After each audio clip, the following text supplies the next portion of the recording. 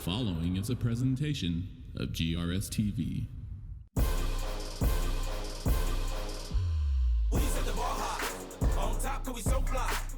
Name in the bright lights. Looking like a star shine. We set the bar high. On top, cause we so fly. Name in the bright lights. Looking like a star shine.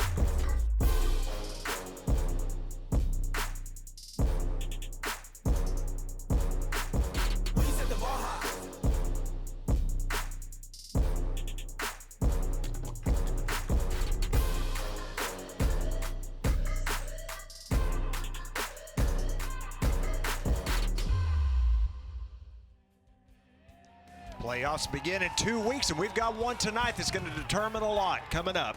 Our game tonight, the Rowlett Eagles versus the Garland Owls. Hello, everyone. My name is Steve Reeves. I'm joined by my partner, Bobby George. Bobby, this is going to be a big game tonight. Of course, Rowlett, they've got to win both of their last two games to get in. Starts here tonight against Garland. Yeah, with a little help, I believe. Yeah, exactly. They're going to have some people lose or win and that sort of thing. But tonight, Garland, they're just fueled with so much power on offense. They're led by big Sergio Perez and 73% completion rating. And it's not like he's only thrown 10 passes. I mean, the guy's throwing more passes than anybody in the whole entire area. He's got 42 touchdowns and 2 interceptions. I mean, the guy is just incredible. He's surrounded by huge receivers.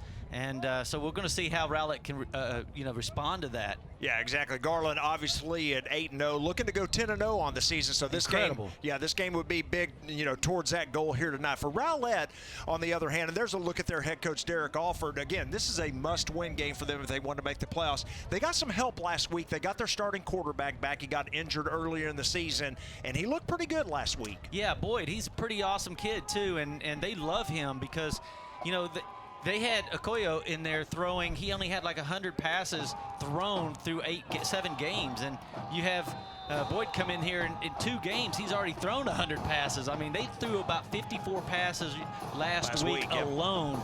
And so they like what they have in him, and so does everybody else. I mean, he does show a lot of promise. Big game here tonight. We're just about set to get underway. Rowlett set to kick it. It's a high end-over-end kick. Fair catch called for and made at the 41. And Garland's going to have good field position to start. Boy, don't you love those jerseys they've rolled out in here? These gray jerseys and yellow and black numbers. Man, that just looks so awesome. Boy, I'm sure they're excited too. I haven't seen these jerseys on them this whole year, so this must be a new look for them. Coach Danny Russell there for the Garland Owls. Again, they're 8-0 on the season, 5-0 in district play, looking to remain perfect here tonight.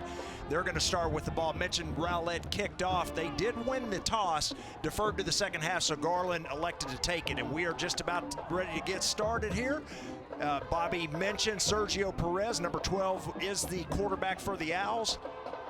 Going to send a man in motion on the first play. They pitch it to him. That is Charles Allen, the receiver. And boy, pretty good yardage there on first down, a gain of about 6 yards. Well, last week they started out the very first play. Jayshon Powers runs it for about 75-yard touchdown. This time they throw a little pitch back to Allen and see what he gets. And hey, that's not bad yardage on the first down.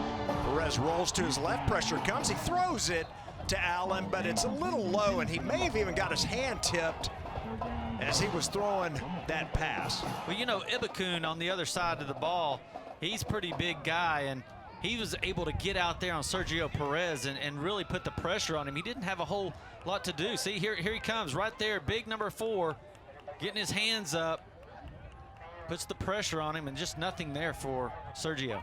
Yeah, you saw that on the replay. It looked like it may have been tipped coming out of his hand. So good defensive play there. 3rd down and 5 coming up here for Garland on the initial possession of the game. He's going to throw it out quickly to Powers. Boy, it goes in and out of his hands. And the Owls face a 4th down and 5 here early. Yeah, they were looking for a big block right there by Charles Allen on that little swing pass. And he just wasn't able to get that block. And you see it just, the defensive back was able to get in there pretty quick. And I believe Powers he saw that coming and just kind of missed the ball there. At least momentarily, the Owl offense on the field. Now, of course, you'll see a lot of times those quarterbacks, they'll take a step back and end up kicking it. We'll see if that's what Garland elects to do here. But the offense still on the field. Yeah, they're having substitution problems. The second time we've seen number 33 come in late. And here comes the flag. Legal substitution. substitution on the offense, 12 men in the formation. 5-yard penalty, remains 4th down. Well, that'll change your perspective of if you were going to go for it or punt it. Yeah, exactly. The penalty called there for illegal substitution. You heard it. So 4th down and 5 quickly becomes 4th and 10. A lot of confusion here for Garland early on, it looks like, as you mentioned. Which is not normal for them because they really come out knowing exactly what they're going to do. And you can see they're lining right back up, as putting their offense back on the field here. Yeah, they are. Let's see again if Perez kicks it. There's a snap. Yeah, he's going to kick it.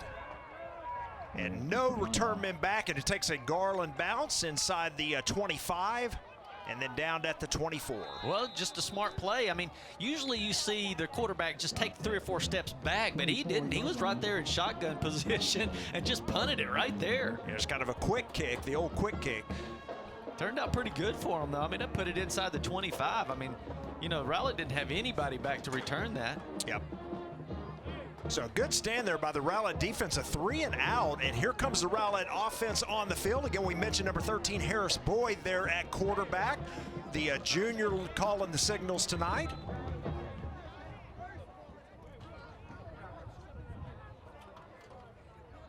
Snap to Boyd. He's going to hand the ball off on 1st down. Boyd, good running room out here to the right side, and that's going to be a 1st down. Boy, just a nice little run. Good seal block. Yeah, Devonta Crow here, nothing fancy. Yeah, just gets a good block, takes his time, breaks it outside, makes a good little run. 13 yards on that scramble. 1st and 10 now for Rowlett. Boyd looking to throw it for the first time. Oh, and just in and out of the hands of number 24 that time, Xander Moghalian. And yeah, it's just a little flare pass, and it was right on the money. Right there, just wow. It's lucky it didn't get picked off. It comes rolling, it kind of rolls off his back there, and the defender was right there. But just we're going to expect a lot of throws from Boyd tonight, I'm pretty sure. The wind has kind of died down. We've had some crazy wind lately. Yeah, last 2 days. Look at the big hole here on 2nd down. Boy, that's going to be a gain of about 6 more. So Rowlett's offense starting well here. Number 23 with the run, Crow once again. Yeah, Vicuna has to come up and make that stop as the defensive back out there. Again, linebackers are getting cleared out. 3rd down and 4 here for the Eagles. There's the snap. They're going to run the option. Boyd going to keep it himself. And he, I think, is going to have enough for the 1st down. Yeah, gain of 4 yards, maybe 5, and that will move the chains. That's encouraging to see him run the ball. You know, he was injured the 2nd game of the season, about the first couple of plays of the season, and we didn't see him run very much last week. You know, and I don't blame him. I mean, it was a broken collarbone, I believe, and, you know, kind of afraid to run the ball, but he took that up there and got a 1st down. So 2 consecutive 1st downs, a quick throw, but the knee was down on the catch, so there's actually going to be a loss of a yard on that throw. Yeah, Trey Longs probably needs to, he knew exactly what happened. Right when he caught that, he was like, oh, man. Yeah, you see, he got his knee down. Look at, he's like, oh, what did I do that for? So it goes as a catch, but a loss of 1 on the play. 2nd down and 11 here for the Eagles.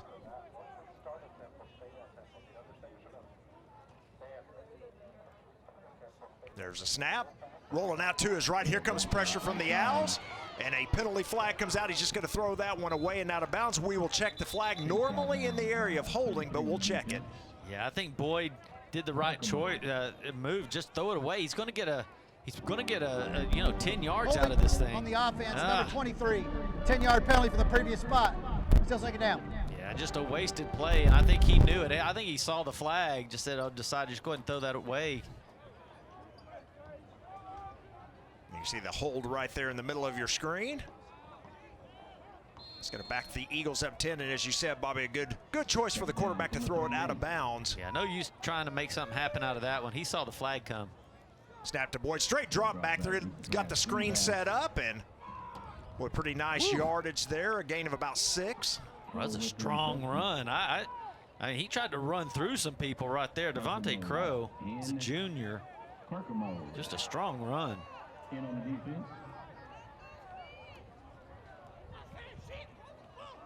Third down now for the Eagles. There's a snap, another straight drop back for Boyd. He's got time, he's throwing it out. He's got a man out there, the catch is made. That's gonna be a first down and more. Finally brought down at the 7. It's first and goal, Rowlett. Yeah, Corey Kirkland, big target. Corey Kirkland with that reception. He's in the top 10 in the area of receptions. And he shows you right there, he does a nice little post pattern, makes an adjustment in the air, and I'm telling you, they're not afraid to throw it. The whole Rowlett team is a different team now that they have Boyd in here. Yeah, absolutely. First and goal, Rowlett. There's the snap. Handed off, coming to the right side. Crow cuts it back, and he is swallowed up in a hurry. No gain on the play. Yeah, it's just changed their whole offense, the way they think about it. They really think they can win now with this quarterback in here, and you know you can see it. Well, they're putting together a good opening Excellent drive and a great defensive stance at the very beginning too. Exactly. Again, as we've mentioned, they've got to win this game in order to stay in the playoff chase. There's a snap. Boyd looking to throw it out on the boundary. Pass is incomplete. Well, I think they got away with. I think Garland got away with one right there with Cooper on the coverage there. I mean, it looked like they just tied Kirkland up for a minute. Just kind of didn't let him loose. Hey, and you know, if you don't get caught, it was a great defensive play. It's a good play, that's right. Third down and goal here for the Eagles. The ball at the 8-yard line. Snap to Boyd, looking to throw it. Boyd, nice block, a wide open receiver. Touchdown, Eagles.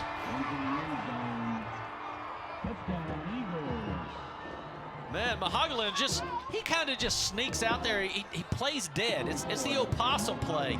Get everybody out there, and then you don't move, and you just sit there and sit there and sit there and on the line of scrimmage. Gets a great block by the running back, Crow, and it just leaves a lot of time out there to throw the possum play for the touchdown. Yeah, I was just going to mention that. A great block by Crow and gave Boyd the time, and he finds his receiver, and the Eagles are up early. Extra point is good, but there is a penalty flag. Looks like this one's going to go against Garland. That'll be declined.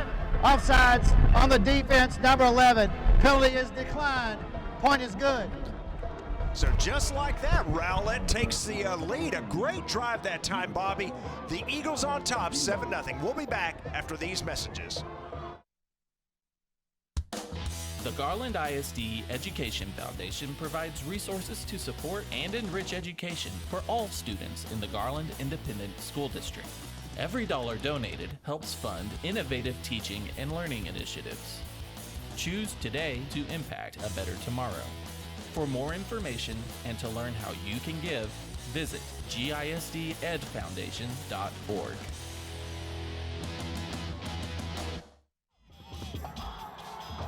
Great drive that time for the Rowlett Eagles. Started at their own 24. Of course, they had the 3 and out on the Garland offense. Yeah. The Garland punted. They start at the 24. You know, it overcame that big holding penalty.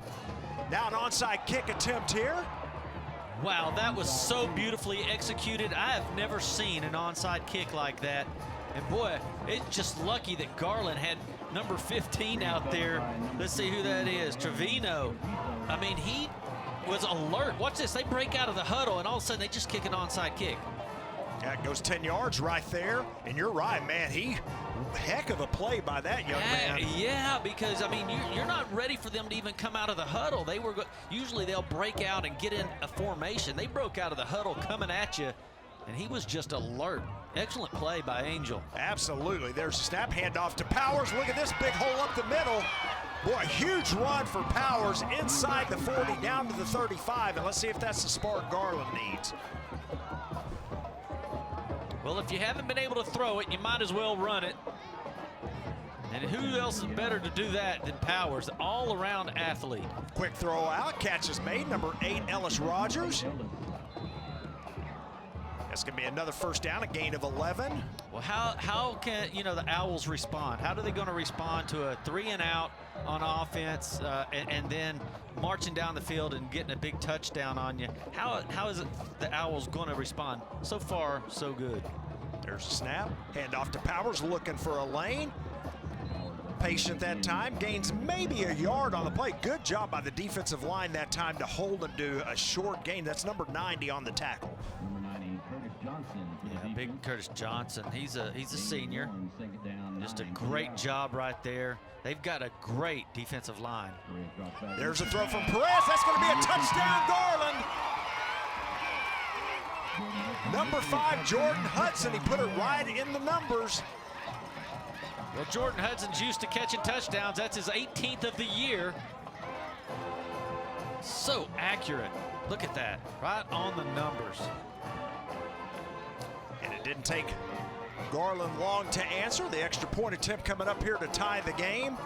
As you look at Jordan Hudson coming off on the sideline. You know, he's 6'2". They got him at 108. Uh-oh. Yeah, bad snap that time. Yeah, this is one of the things we've talked about all season long for the Owls is, they beat people. They're scoring 50 points a game, right? And they're beating people by 20 points. But these close games, when it starts getting into playoff times, you've got to fix the special teams play. And they've had trouble with this right here all year long. There's another look at the touchdown. And Jordan Hudson just comes back to the sideline. He's just sitting there going, come on, just keep feeding me the ball. Feed me the ball. And that guy, Perez, he can do it.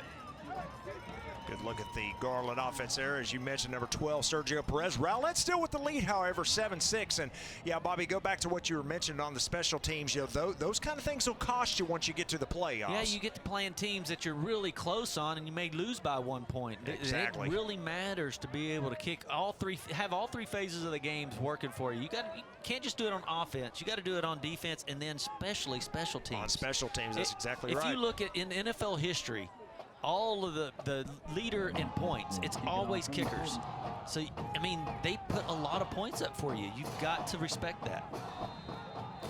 So the Eagles with a 7-6 lead, 6:24 remaining here in the first quarter. And Garland set to kick it off.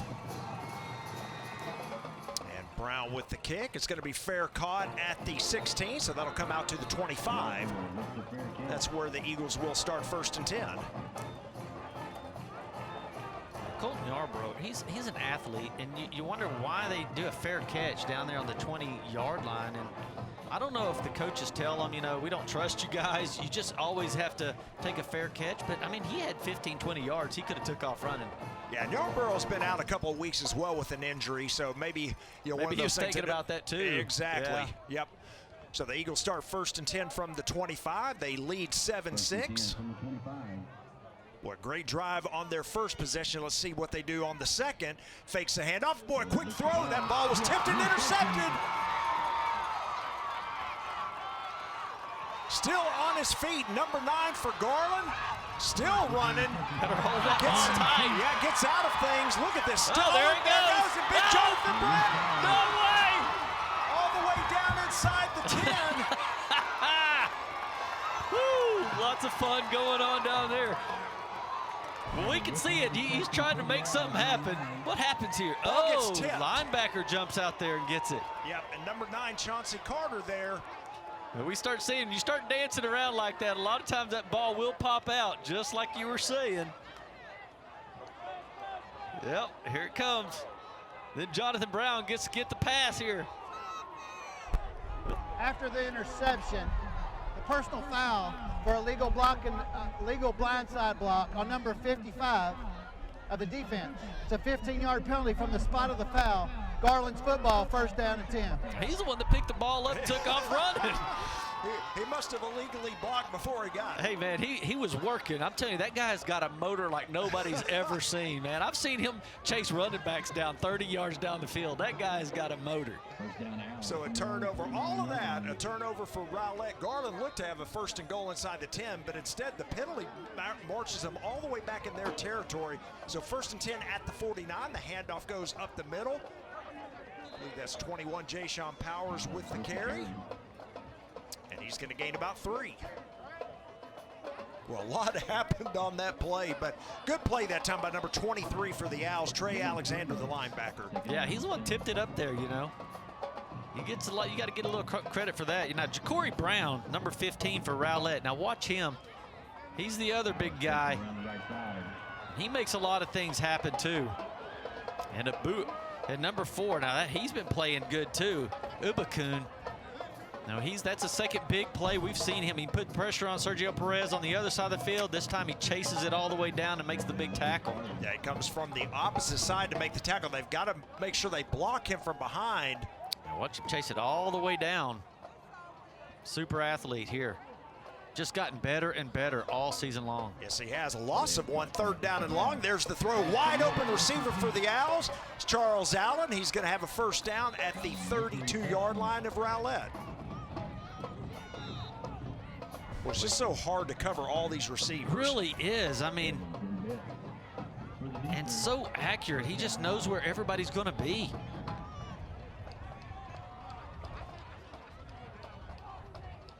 There's a snap to Perez, handoff on the draw play to Powers.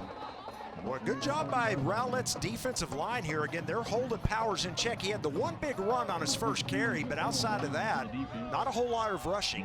Yeah, I mean, that's, again, Ja'Cory Brown in there and the other big linemen. And then the linebackers you see filling in the gaps. Perez looking to throw it. A penalty flag comes out. That pass almost intercepted in the end zone. There's 2 flags out. We'll check them. Yeah, I believe they're going to get pass interference or holding on from Jordan Hudson. They did not let him release. They were going to double team him. It looks like they just got a little bit of the shoulder pads. That's why Sergio Perez throw it so deep. There are 2 fouls on the play by the defense. Offsides, defense number 9. Penalty is declined. Pass interference, defense number 21. 15-yard penalty from the previous spot. Automatic first down. You'll see it up at the top of the screen. Watch it. He makes a little double move on him, and they just grab him. See him right there? Oh, yeah. Yeah, that's an easy call there for the official. But, yeah, that was a free play as it turned out. I didn't even see the offside, Bobby, but free play, and Perez did the right thing, throwing it to the end zone. So after the penalty, 1st and 10 at the 15. Handoff to Powers, coming to the left side, and runs right into big number 90 for Rowlett.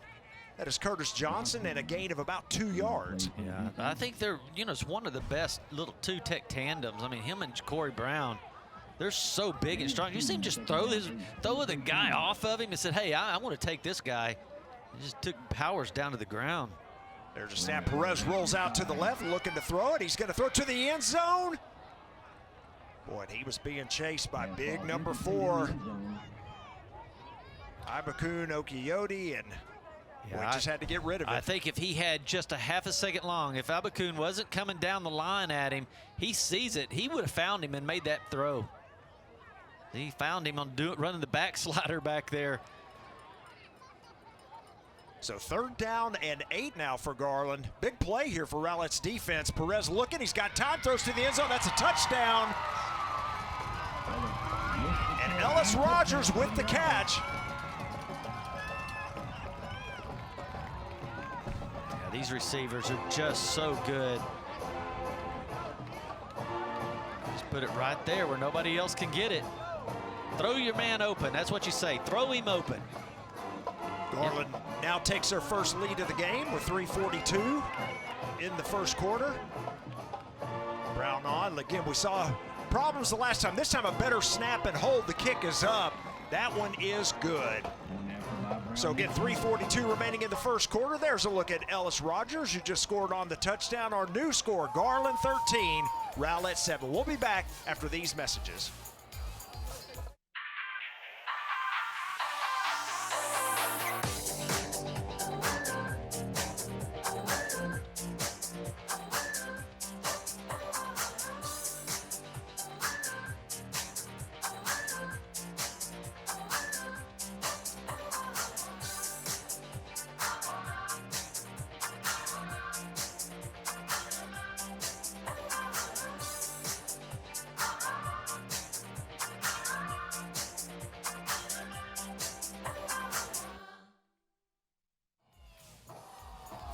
Look at the home crowd here on senior night at Williams Stadium. Their team has just taken their first lead of the game, 13-7. Boy, Rowlett looked good early on, and then just had that turnover on that last series, and that really led to the touchdown there. I think Boyd made the right decision to where he was throwing the ball, though, and the linebacker just made a great play, sticking his hand up there and knocking it up in the air. Kick comes down, boy. Uh-oh. Gets outside and is going to be pushed out of bounds at around the 38-yard line. Good return that time by number 8 of the Eagles, Joseph Brox. And we'll see if the Rowlett offense can pick things up here. Well, like we said, on that interception that was thrown on the last possession, it looked like they had 3 receivers down on the right side and only 2 people covering him. But the linebacker just jumped out there and tipped it, and that caused the interception. And Garland just doesn't need much help, you know? Right. Don't want to give them the ball more than they need it. 1st and 10, there's a snap, the handoff goes to Crow. Boy, makes a couple of nice moves, patiently waits for the blocks to take place, and then gets nice yardage. Yeah, and he would even got more yardage if 31 Vicuna would not have gotten there, because watch this. He's just playing peekaboo right there with Jonathan Brown. Makes a good move out there. Gets a handoff again. He's going to pick up the 1st down, a gain of about 3 for Crow. Number 3 there for the Owls. Aaron King in on the tackle. First down for Rowlett at midfield. Aaron King's just something else out there. He's been able to just shut down that corner side, and they've not really had to give him a whole lot of help all year long. So that just puts another guy in the box to stop the run. There's a quick throw out to Crow. Well, they've made Crow a focal point of the offense here in the 1st quarter. He's going to gain about 8 more. Yeah, he's just really just an all-around athlete. You know, you can hand him the ball and he makes great plays. He comes out of the backfield here, and you see why they like Boyd. I mean, that ball was thrown on time and on the money. They're going to say he stepped out at the 45, so a gain of only 5. 2nd down and long, he's going to throw it deep. Coverage is there. And that pass falls incomplete. Looking that time for number 19, Corey Kirkling again. It's going to be 3rd down and 5. Yeah, and again, we're talking about how great of an athlete Devontae Crow is, where he runs the ball, he's receiving the ball, and on that last play, he made an excellent block to provide the time for Boyd to throw that ball. 3rd down and 5, and whistles, and it looks like the Eagles going to call timeout here. Timeout, Rowlett. That is their 1st of the half. Let's just keep it here, Bobby. So, boy, an interesting 1st half. We've seen a little bit of everything, and boy, the main thing we saw early on was the Rowlett defense hold Garland to a 3 and out. They got the ball back, drove all the way down the field. Really offensively, outside of that 1 turnover, they've been able to move the ball here early. Yeah, you know, and they struggled so much during the year. And, you know, they've been able to put Okolo back at receiver, and he's been able to do a lot of things there and spread that offense out. But, Boyd, he's a pure passing quarterback. I mean, he's got a lot of touch on the ball, and last week was the 1st week that, you know, he had really been back and had a little rust on him a little bit, still threw the ball 50 times and a lot of yards. But you can see why they like this young man. Yeah, absolutely. 3rd down and 5, a big one here. There's the snap, fakes the handoff, play action, looking to throw it. He's got some time. Here comes pressure, and he's going to get hit as he throws it. That's going to be an interception, Garland. That's Chase Biddle. He's got 1 man to beat. Cuts it back to the inside. He may go. Kind of stumbles there and allows number 17 to come back and catch him, Trey Long. But that's the 2nd interception of the 1st quarter. Yeah, now that was just a poor decision. He had his guys open early. Decided he wanted to go a little deeper on it. Like right here, he's got his guys open. They've already broke out of their routes. Now he's trying to improvise, and just great pressure right there by number 33 coming down the line. And that's when you got to just throw it out of bounds. Yep. I mean, you don't want to throw it towards Chase Biddle. This guy's a D1 athlete. He's got offers from every college you can imagine. That's the last guy you want to throw it towards. Put the medal on him there after the pick, and so Garland's got great field position here, leading 13-7. Perez rolls out to his right, got some room to run. He's going to take off. Boy, nice open field tackle out there by the corner, number 21, Doje Labrera. Number 21 for the defense with the stop. Yeah, just good coverage. There was nobody, and you can see Ibukun coming in there. He decided early he was going to take off running with this ball. I'm not sure if it was just a designed run. They have a free play here again. There's a snap, throws it out. Catch is made, hit immediately as Charles Allen. Again, I think there was going to be an offside call here against the Eagles, however.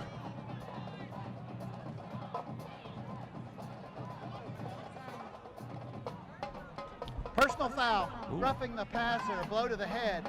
15 of the defense. Ooh, that's even worse. Half the distance to the goal from the previous spot.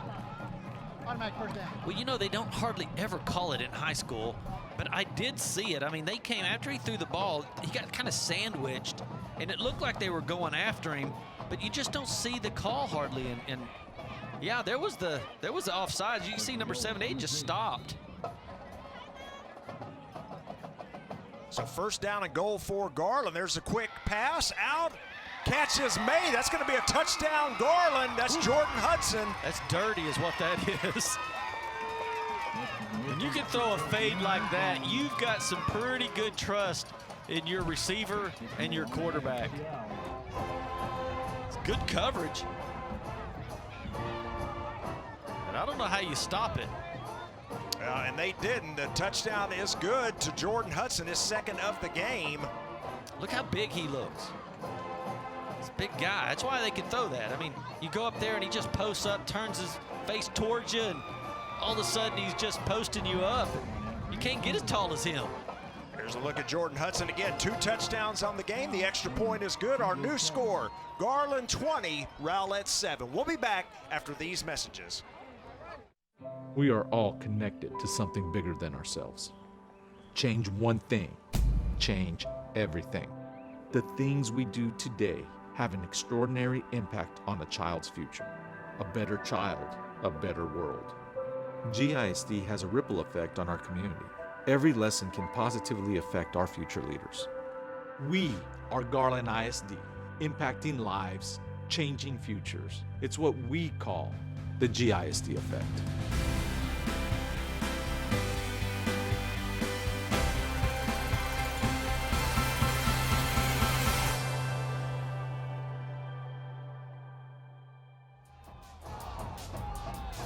Look at the touchdown connection. Number 12, Sergio Perez there on the right side.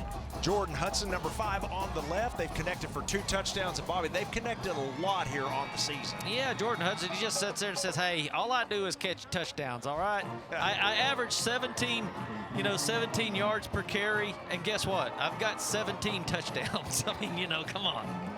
Yeah, one of the leaders in the area in touchdowns. You saw the return that time, and good job by the special teams of Garland to hold the dangerous Joseph Brox to a short gain on the return. And so Rowlett's offense, again, they've been able to move the ball, if not for the 2 turnovers, Bobby, so they've got to clean that up. Yeah, you got to clean it up. You don't want to give, both interceptions turned into 2 touchdowns. That's just the key to the game right there. Yep.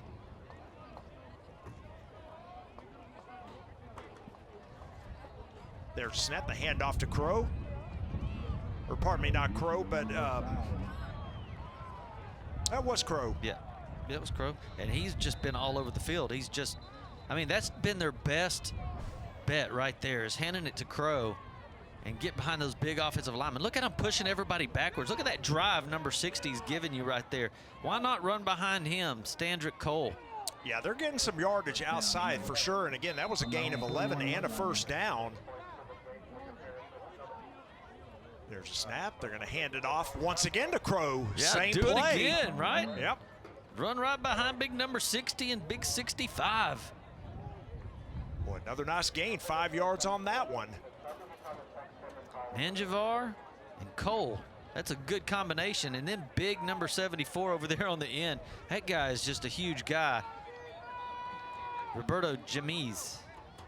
Yeah, and I'd keep running until Garland stops, and that's what they do. Crow with another carry. He's going to gain about 3 more. 3rd down and short. Yeah, you got to let Boyd shake it off a little bit. He's made a couple of mistakes there and 2 turnovers. Might as well just let some running get going, man, and just power drive the ball down the field. They're going to let Let the clock run out as we're at 5 seconds remaining. So a quickly moving first quarter. We've seen a lot of points scored. And there is the horn. So at the end of one, our score, Garland 20, Rowlett 7. We'll be back after these messages on GRS TV.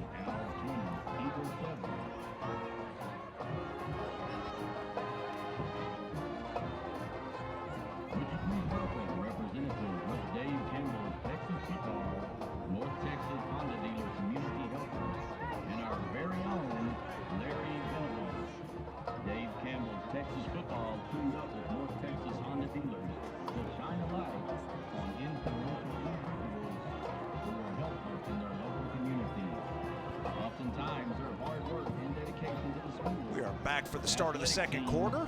Garland 20, Rowlett 7. Big third down and 2 coming up for Rowlett. Close to midfield. They get to the Garland 49 to move the chains.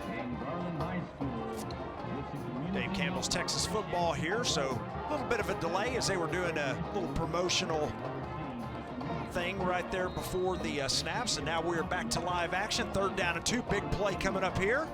Snap to Boyd, handoff to Crow. He's going to get hit by Jonathan Brown. Keeps the legs going. Did he pick up the first down? I don't believe so. I think he's about half a yard short. Woo, I tell you, I mean, what a power play by 2 just strong individuals.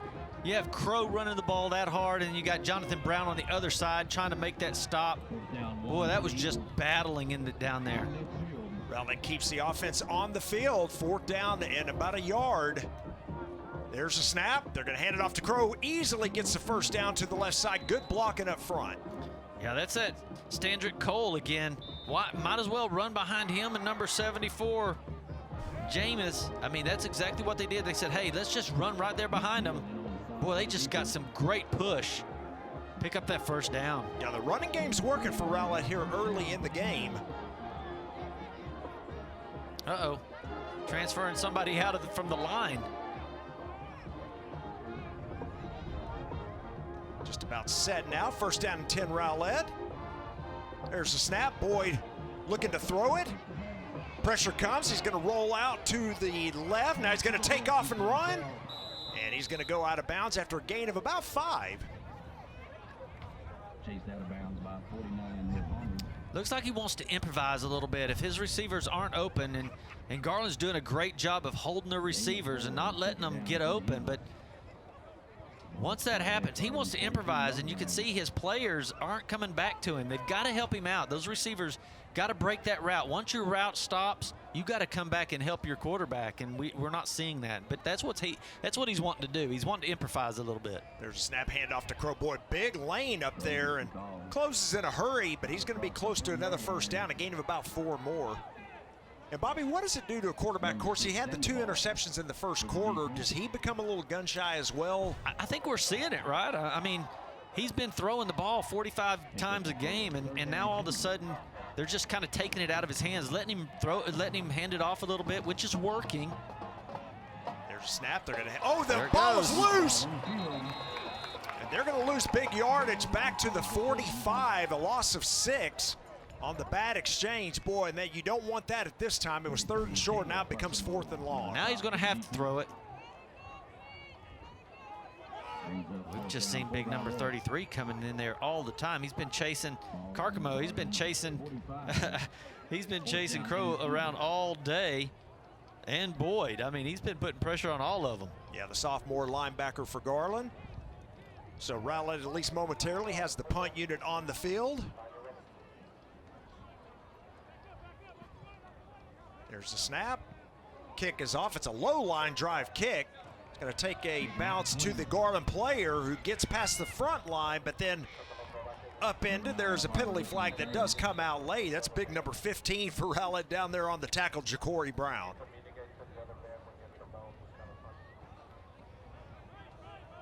We will check the flag. More than likely, this will go against Garland. That'll back him up even further. They're going to return, block in the back. Return team number 56. 10-yard penalty from the spot of the foul. First down, Garland. It looks like the return man for Garland got hurt on the play. as well. I believe that's number 9, Chauncey Carter. But again, the penalty yardage marked off against Garland. That's going to push them back to the 15-yard line. They've got a 27 lead. And after that early 7-0 deficit, 20 unanswered now for Garland.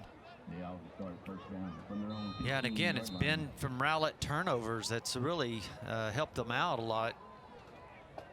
Yeah, the interesting thing, you look at the stats so far in the game, Rowlett really with more total yards, but Garland, like you said, you know, due to those 2 interceptions, have the 13-point lead.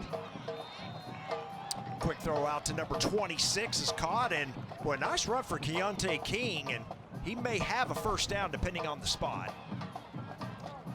Look how he battles in here. Watch this. He's getting some good blocks, but he's getting tied up all over, and he's still just managing to pull out another 5 or 6 yards right there at the end. Yeah, the junior running back for Garland. There's the snap. It was a first down. Well, here comes pressure by Ja'Cory Brown, and he's going to make the big sack. Woo!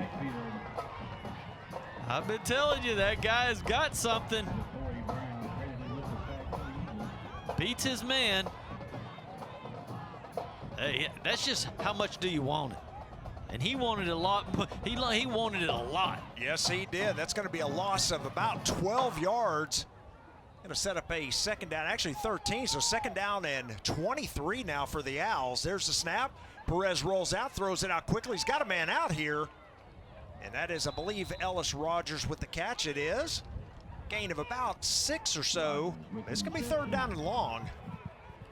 Boy, nice play there by number 8, arguably their best corner, Joseph Brox. Yeah, absolutely. Junior defensive back there, and just keep your guy in front of you. I mean, if he makes the catch, okay, just don't let him break one here, because you know you got it third and long.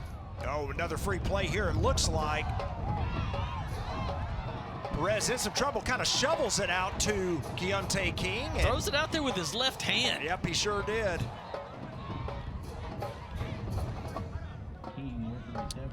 Gain of about 7 yards, but like I said, I believe this is going to be a free play offside against Rowlett.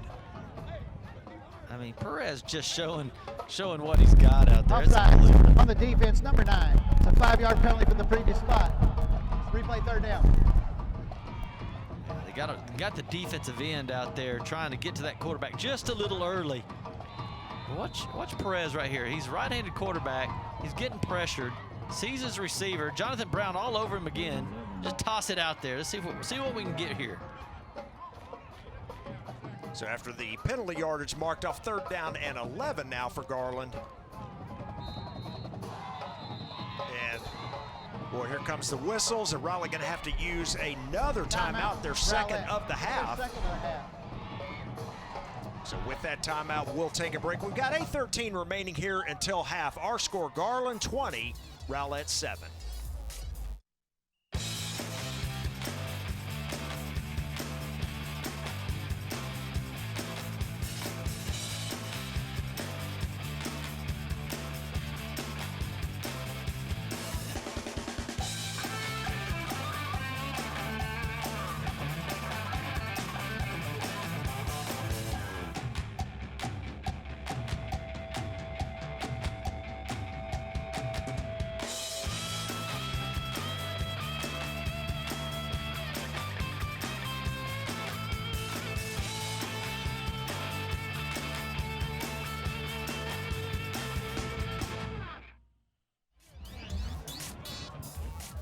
Timeout for Rowlett. Their second charge timeout of the half. They've got 1 remaining. We've got 8:13 left until half. Garland up 27. A big third down and 11 coming up here for the Owls. Just keep the ball in front of you and stop that run. Snap to Perez. He's got some time. Now the pocket collapses. He's going to get out of there. Will he pick up a first down? He does not. You know, I think, Bobby, if he would have kept running forward, I think he would have had a first down. But he kind of, you know, tried to head towards the sideline. Yeah, and then you just got to give Emilio Luna credit for just making a great play. I mean, that Rowlett defensive front 4 is really one of the best in the whole division. Luna just does a great job. Big number 44 coming off that block, making a big stop. Now they again, are they going to punt it here? I know Perez is kind of limping as well. Yeah, that is not good. He really got hit in the thigh pretty good. 4th down and 2. There's a snap. They're going for it. There's the quick throw out to Jordan Hudson. He's got the first down. Oh, Stay still forward. on his feet, and then goes out of bounds. There is a penalty flag, however. That may be against Garland, and if it is, that will negate the first down. I tell you, just so many penalties. You know, we're already up to seven in the game already. The offense, number 61, 10-yard penalty. Replay 4th down. I mean, they're just having to grab jerseys and all kinds of stuff because that front four of Rowlett is just really playing hard. So that will cause a punt situation here now for the Owls. I don't see how you call a holding with a two-step throw. I mean, it's so quick. How are you already holding? And you're right, he's limping. Yeah, Perez limping pretty good right now, but more importantly, the Rowlett defense is held. Garland's going to have to punt this one away, their first punt of the night. Well, pardon me, their second punt. I guess Sergio Perez did punt the one time in the first quarter, so their second punt. Rowlett's going to have 2 return men back. There's a snap. Kick is away. Pretty good kick by Aaron King. It's going to come down to the 41. This is returnable by Brox. Boy, Garland, good job. Just come down, wrap him up. So a return of only 5 yards. Keontae King on the tackle. That shows the speed right there of Garland. I mean, usually you can outpunch your return coverage because, you know, you get a good punt out there and your guys just aren't fast enough to get down the field and make that stop. But, you know, Brock's fast. He's a great athlete, and he had nowhere to go. Yeah, we saw him return a kick for a touchdown just 2 weeks ago. So the Rowlett offense back on the field. I mean, it's so close. I mean, total yards, you know, Garland and Rowlett. Actually, Rowlett's got more yards than Garland does, 129 to 112 so far. There's a snap, the handoff to Crow. This time, nothing doing as Garland in the backfield. That's going to be a loss of 2.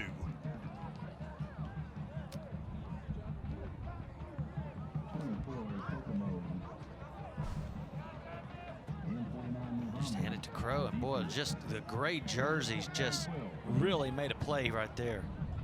There's a snap, the quick throw out. Catch is made, gets some good blocking, stumbles a little bit, allows the Garland defender to get over there, and that's going to be a gain of only 1. Well, they had it set up, Bobby. Looked like the blocks were there as well, but like I said, number 19 that time just stumbled a bit, Corey Kirkling. Yeah, I mean, the old turf monster, I guess. Just his feet kind of come out from under him. And it's all you need is just a half a second because Garland is so fast. They're going to get there quick. So 3rd down and 11 now for Rowlett. There's a snap. Boy, a lot of time. Here comes the pressure up the middle. He's in a lot of trouble. Makes a nice spin move. Still looking, still looking. He's going to throw it downfield, and that ball is almost picked off and incomplete.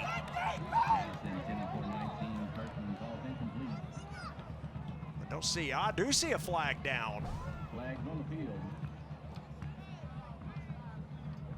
Watch this nice move. You know, he has his guy open there. He just doesn't see him. And then, boy, he does a little Tony Romo spin to get out of this one. Personal foul, illegal blindside block on the offense, number 3. Penalty is declined. 4th down. You know, I see that, but it really wasn't a blindside block. I mean, he just gets in the guy's way. A blindside block is like when you ear hole somebody and knock them clean out of their cleats, and that's not what happened here. The defender, I saw him coming the whole way. He just got in front of him.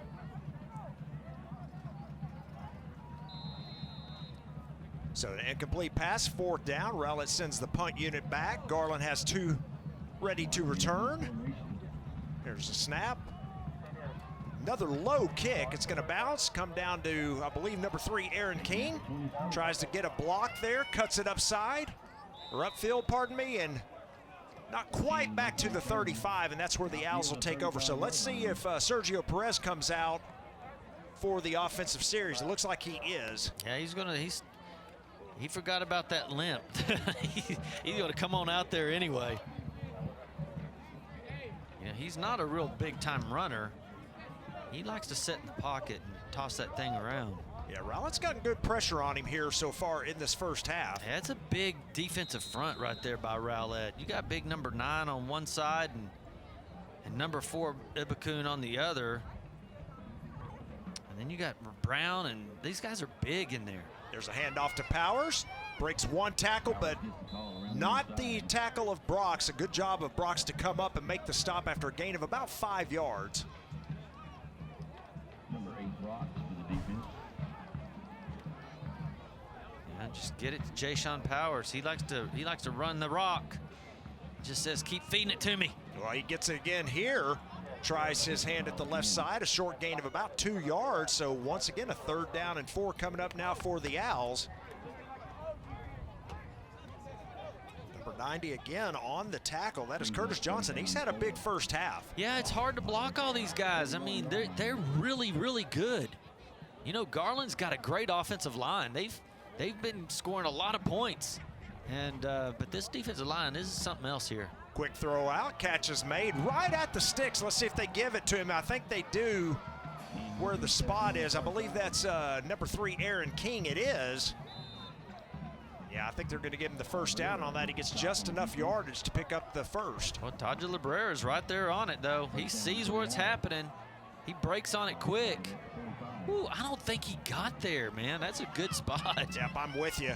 Boy, that time the pass sails a little bit over the head of Charles Allen. 2nd down, Garland.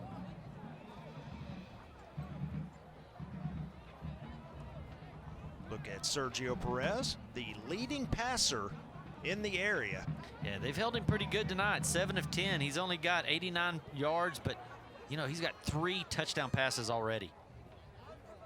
There's a snap. Perez looking to throw it again. Throws it across the middle to Charles Allen, who catches this one. He's going to have another first down, a gain of 11. You know, that play right there, if you're watching it, it's such a short, shallow post. We call it the nail. But it's right between the linebackers. Look how many people are here, and he puts it right between all 3 of them. I mean, that's trusting your receiver, and for a quarterback in the high school level, that's an awesome throw. Got an injured Eagle on the field. That's number 5, Jaden Ellis.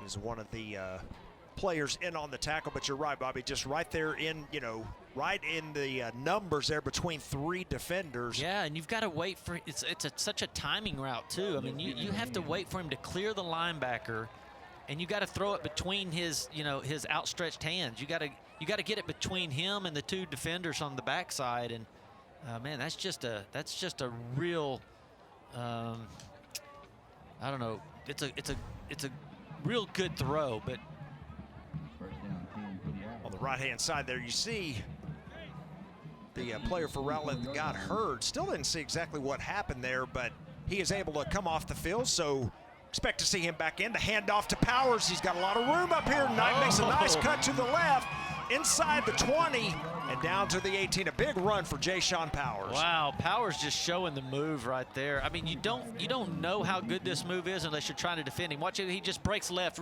boom, and then he takes off. But what that did was it just turned the defender's hips, and it gets inside and picked up another 10 yards from that one move. Play action, he's gonna throw across the middle. That ball is picked off. Boy, a great play that time. I think that's Brox. Boy, he's been all over the place. That is a huge play. Sergio Perez doesn't get picked off very often. I think that's the 5th of the entire season. He thought he had him open. And he really was. You see, I see where Sergio Perez was going with that ball right there, but Brox makes the play. Yeah, Brox is in the right spot. A great play by him, and that's what Rowlett needed. Garland was driving there looking to go up even further, but now Rowlett with some new life. 1st and 10 at the 37. Let's see if we see a little bit more of this running game that Rowlett has. Make them run until, you know, they stop it. Crow's running the ball good. Play action, here comes pressure. Oh, he's gonna lose the ball. Another big hit. Ooh. Was I gonna say an incomplete pass? Boy, well, I quarterback's don't know, but not. Trey Alexander. Yeah, and quarterback's down Yeah, too. he is.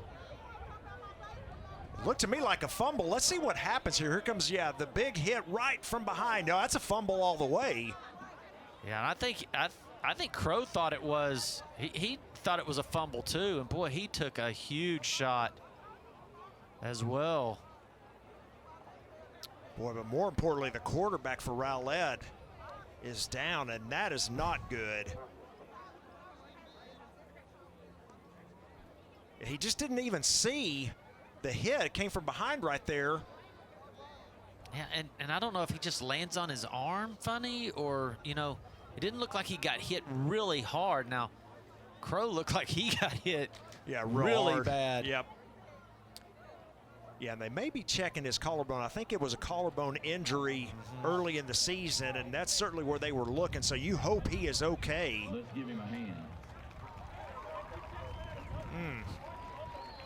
He's not using that left arm too good, is he? He is not.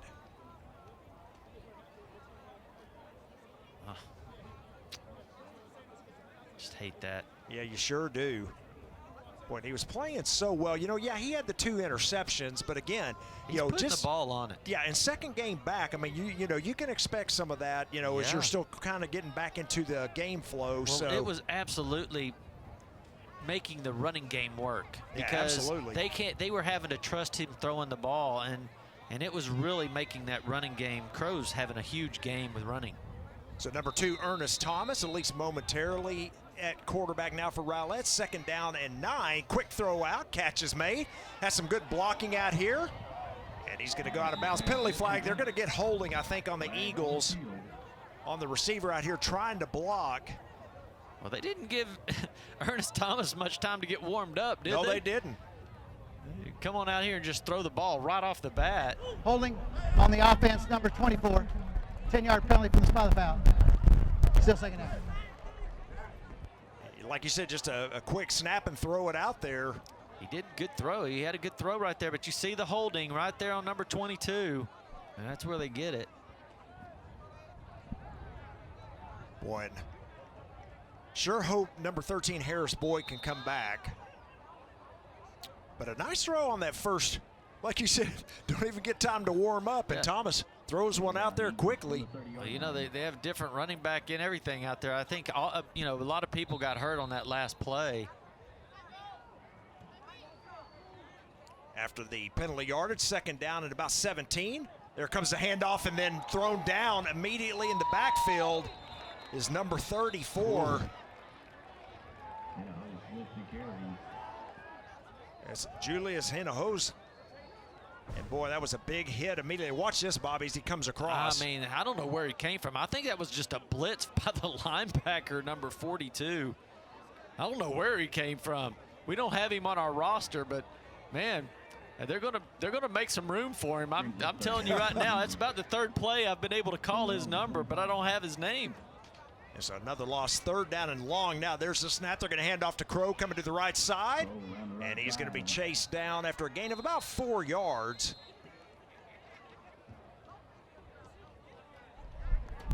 Timeout, Garland. That is their first of the half. Garland's going to call a timeout with 3:15 remaining. So we'll keep it here. We've got 3:15 remaining in the 2nd quarter. Bobby, let's talk a little bit about the standings here. District 9 6A. Of course, these Garland Owls, we talked about it, sitting alone on top. They had 5-0 in district play, 8-0 overall. Look down there towards the bottom of the standings. You've got Rowlett at 2-3, but more importantly, as we mentioned, they are still in the playoff chase. They've got to win this game tonight over Garland and then have another win next week, and they can then potentially be in the playoffs. Yeah, and you got Saxe and Wiley playing right now. So, you know, Saxe is the favorite to win that one against Wiley, and if Wiley loses, Rowlett wins. You know, it's all in their own hands. Rowlett's got to win out, basically. Yeah, they've got to win out and have some help, as you said. And I'll tell you, the Saxe-Wiley game across the way, it's only 7-0 Saxe almost at halftime. So Wiley hanging around there. But we are back to live action, 4 down. We'll talk a little bit more about the standings later on as well. There's the punt. Catch is made at around the 46. Boy, nice move there momentarily. He's going to come across midfield and then tackle it around the 45. And the Owls offense will take over there. That's number 3, Aaron King, with the return. You mentioned Mr. King earlier. He is a great ball player for the Owls. He does a little bit of everything, even punted for them earlier. That's absolutely right. And, you know, that last defensive series that we just watched, Rowlett, I mean, the Owls just came out. It looked like a whole different defensive team. I mean, they came out hitting people. I mean, we saw like 4 negative Holding plays in on a the row. return team, number 49. The 10-yard penalty from the end of the kick. First down, Garland. So a 10-yard penalty marked off against the Owls. But yeah, I agree with you, Bobby. You know, Rowlett had been doing some good things offensively. In that last series, it was almost like Garland said, okay, we're done playing now. And Let's get after them. And they did. They did. Yep. Now, Rowlett's defense really looks good, too. They've really played their hearts out. And the 2 touchdowns Garland's made, most of them have been off of interceptions. And boy, and you can't do that. Number 15, Ja'Cory Brown, comes right up the middle, almost unblocked. It looks like he's unblocked, but they're trying to block him. He's just that good. Yep. Boy, and I bet you the Rowlett coaching staff looking for a intentional grounding. I didn't see anybody in the area. There's the throw right there. Intentional grounding. There it is. On the offense, number 12. Ball he placed at the spot of the foul. Loss of down. Second down. Yeah, and they got it.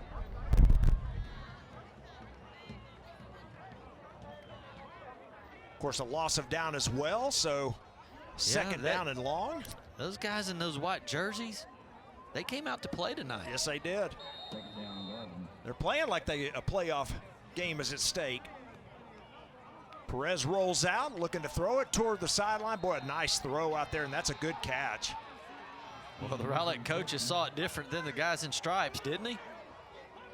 That's Aaron King. We mentioned him before. Yeah, let's see if we can pick it up here. He rolls out to his left. That's a hard throw right there. Yeah. Back to live action. Perez looking to throw it. He throws it out to Hudson. Oh, and he slips. Now, that's the second time we've seen him lose it tonight, to fall down. Gets up laughing a little bit. He had some blocks out there. The way he fell, he looked like he got shot, you know? It was just like, boom, he was down. I thought maybe he hurt his leg or something. You see how Sergio Perez just does that little pump fake? You know, he's so comfortable out there. It's a third and final time out of the half. So Rowlett uses their final timeout, thinking maybe they can get some more points. Why don't we take a quick break? 2:13 left until halftime. Our score, Garland 20, Rowlett 7.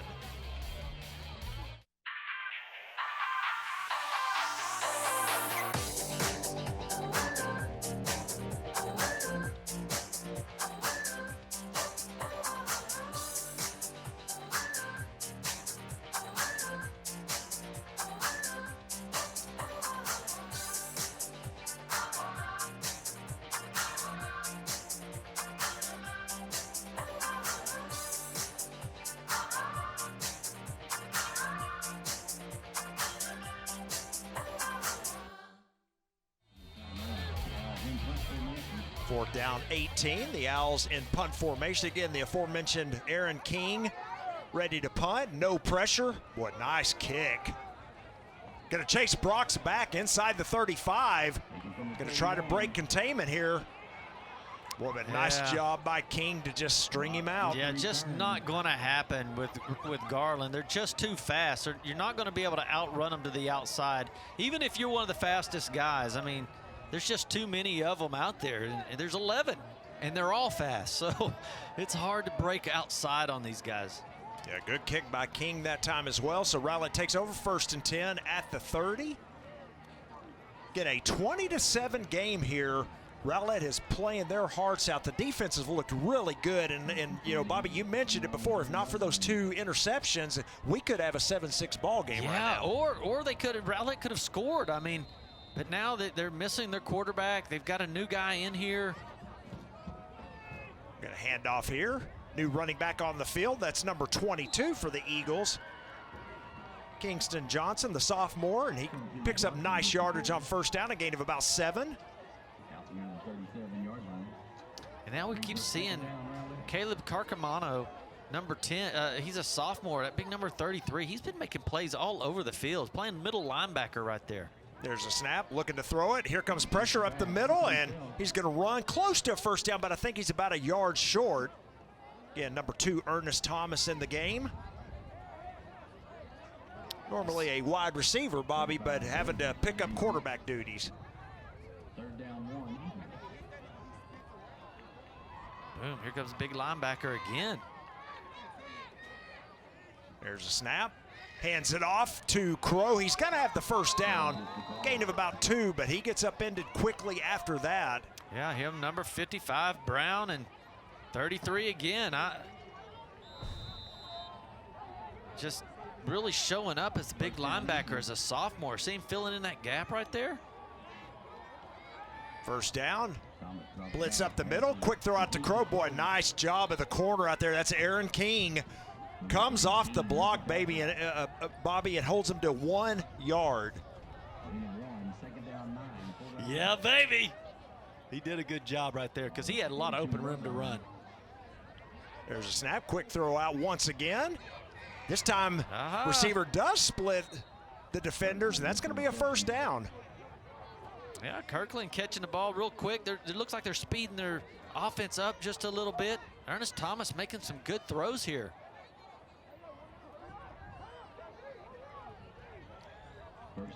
You know, they got him as a wide receiver on the depth chart here, but he looks like he knows what he's doing. Timeout, Garland. It's your 2nd and a half. Timeout, Garland. They were trying to get substitutions off the field. Didn't happen in time, so they used their 2nd timeout. Why don't we keep it here? 29 seconds again. Very impressed with Rowlett tonight. They've really kept it in this game.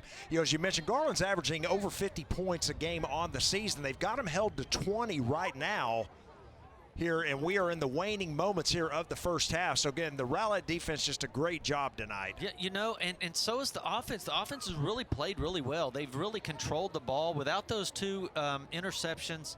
Really, they've really moved the ball on the ground. They've gotten behind big number 75, and he's only a sophomore. Marion Berry, they've got some big guys on that line that they've been able to really get behind and run. And so, you know, and it's interesting that you got Ernest Thomas. We haven't even heard, you know, this guy playing quarterback. He had a Colo playing quarterback before, and he steps right in and looks like he knows what he's doing. There's a throw right to a defender. Bobby, you jinxed him. I guess I did. Yeah, Aaron King with the pick. And that was right to him. That's their 3rd interception of the game. And it's just really keeping Garland in it, you know, and it's defeating Rowlett. Looked like he knew where he was throwing the ball, and his receiver just kind of got tied up.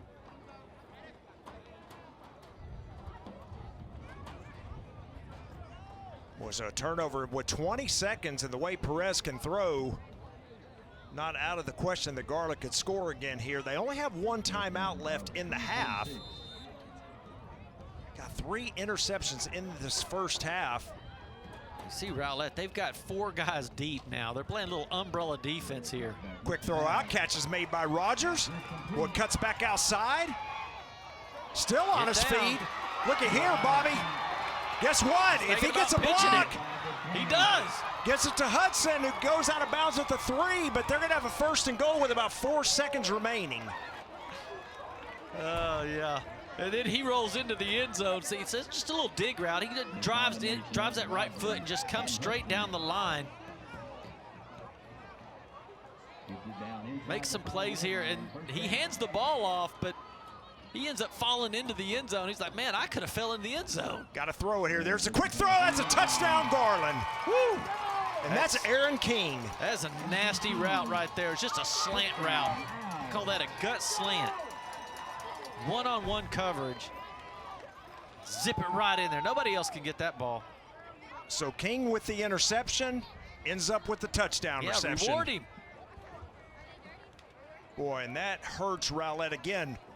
All of that with 20 seconds remaining. Garland scores with no time left on the clock. He gets the O trophy right there. I mean, why not? He gets the interception, gets in there and runs the most beautiful route you've ever seen in that gut slant, and uses all hands to catch the ball.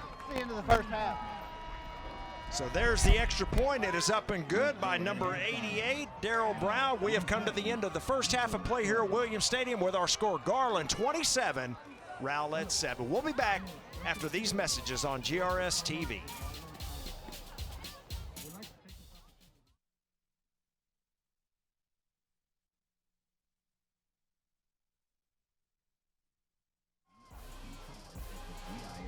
Back at Williams Stadium for the start of the third quarter. Our halftime score: Garland 27, Rowlett 7. Boy, that late touchdown for Garland really kind of, opened the game up a little bit. Bobby, let's take a look at some of the first half highlights. Yeah, it was 20 seconds left till halftime, and they run down the field and score a touchdown. That's just how strong and powerful they are. Here's the first points of the game. Yo, sneakeroo, playing possum play. Press comes right back quickly, though, to Jordan Hudson. That's just nasty right there. Those guys connect. First turnover of the game.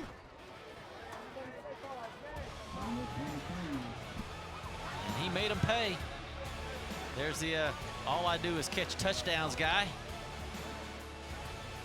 And a second interception of the first half. That one to Chase Biddle. We talked about an ill-advised throw that time by the quarterback. Whew. I mean, you can cover him all you want, but when he's 6'2" and he's got timing like that, Hudson goes up and gets it. Then there's the pick by Rowlett. A great interception by Brox.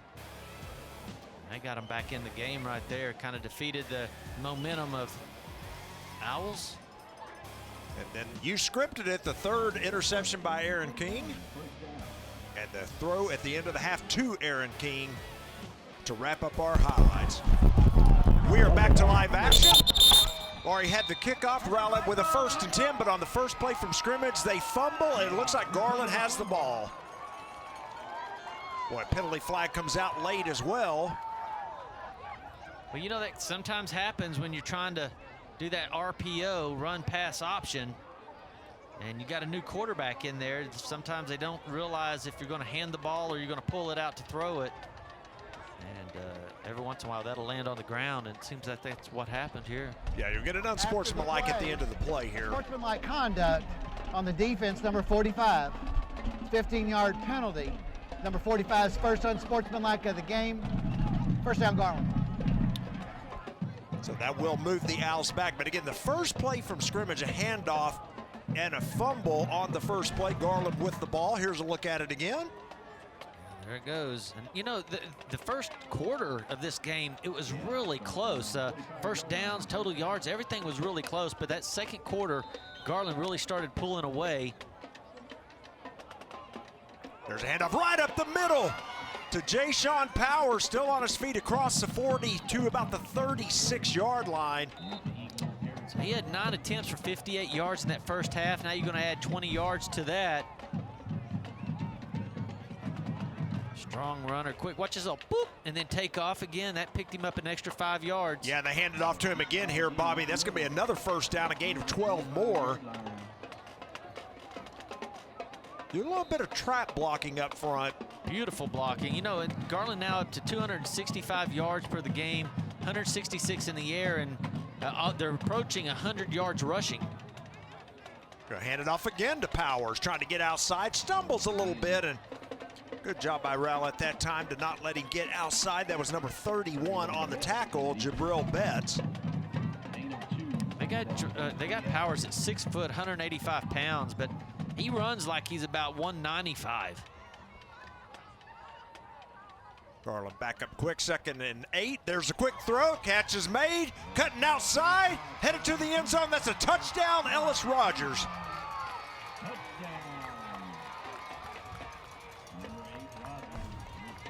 Again, it's that quick nail play where it's kind of like a deep slant right behind the linebackers. And I tell you, just no team is really ready for that pass. Just very rarely thrown in the high school ranks, and it's just one of their favorite plays. Yeah, Ellis Rogers' 2nd touchdown of the game. Garland extends the lead here after the turnover by Rowlett. The extra point attempt is up, and it is good. Look at Ellis Rogers there getting a 2nd touchdown. He's the leading receiver in this game for Garland. Yeah, 5 receptions. He's about 85, 90 yards now, fixing to break 100. Probably this will give you time to finish up on the stats. Yeah, again, they were close. Now, the turnovers, that's been the big key right here, because Rowlett had 4 turnovers to Garland's 1, and Garland has been able to convert touchdowns on all of those turnovers. And that's the difference in this game right here. Rowlett has really been playing pretty good defense. Yeah, they really have. We've talked about it all throughout the first half, and You know, when you look at it, the score, of course, was 27-7 at halftime, but it could have been a lot closer than that if not for the turnovers. Closer, it right? did. Yeah, absolutely. Yeah, those turnovers, they really hurt you, especially when you're playing Garland, because Garland, they are so high-powered. They're averaging like 45 points per game, over 400 yards of offense a game, and so they don't need any help. So 34-7 our lead. Garland set to kick it away again. There's the kick. Fair catch is called for. It's made at the 25, and that's right where they'll get the ball.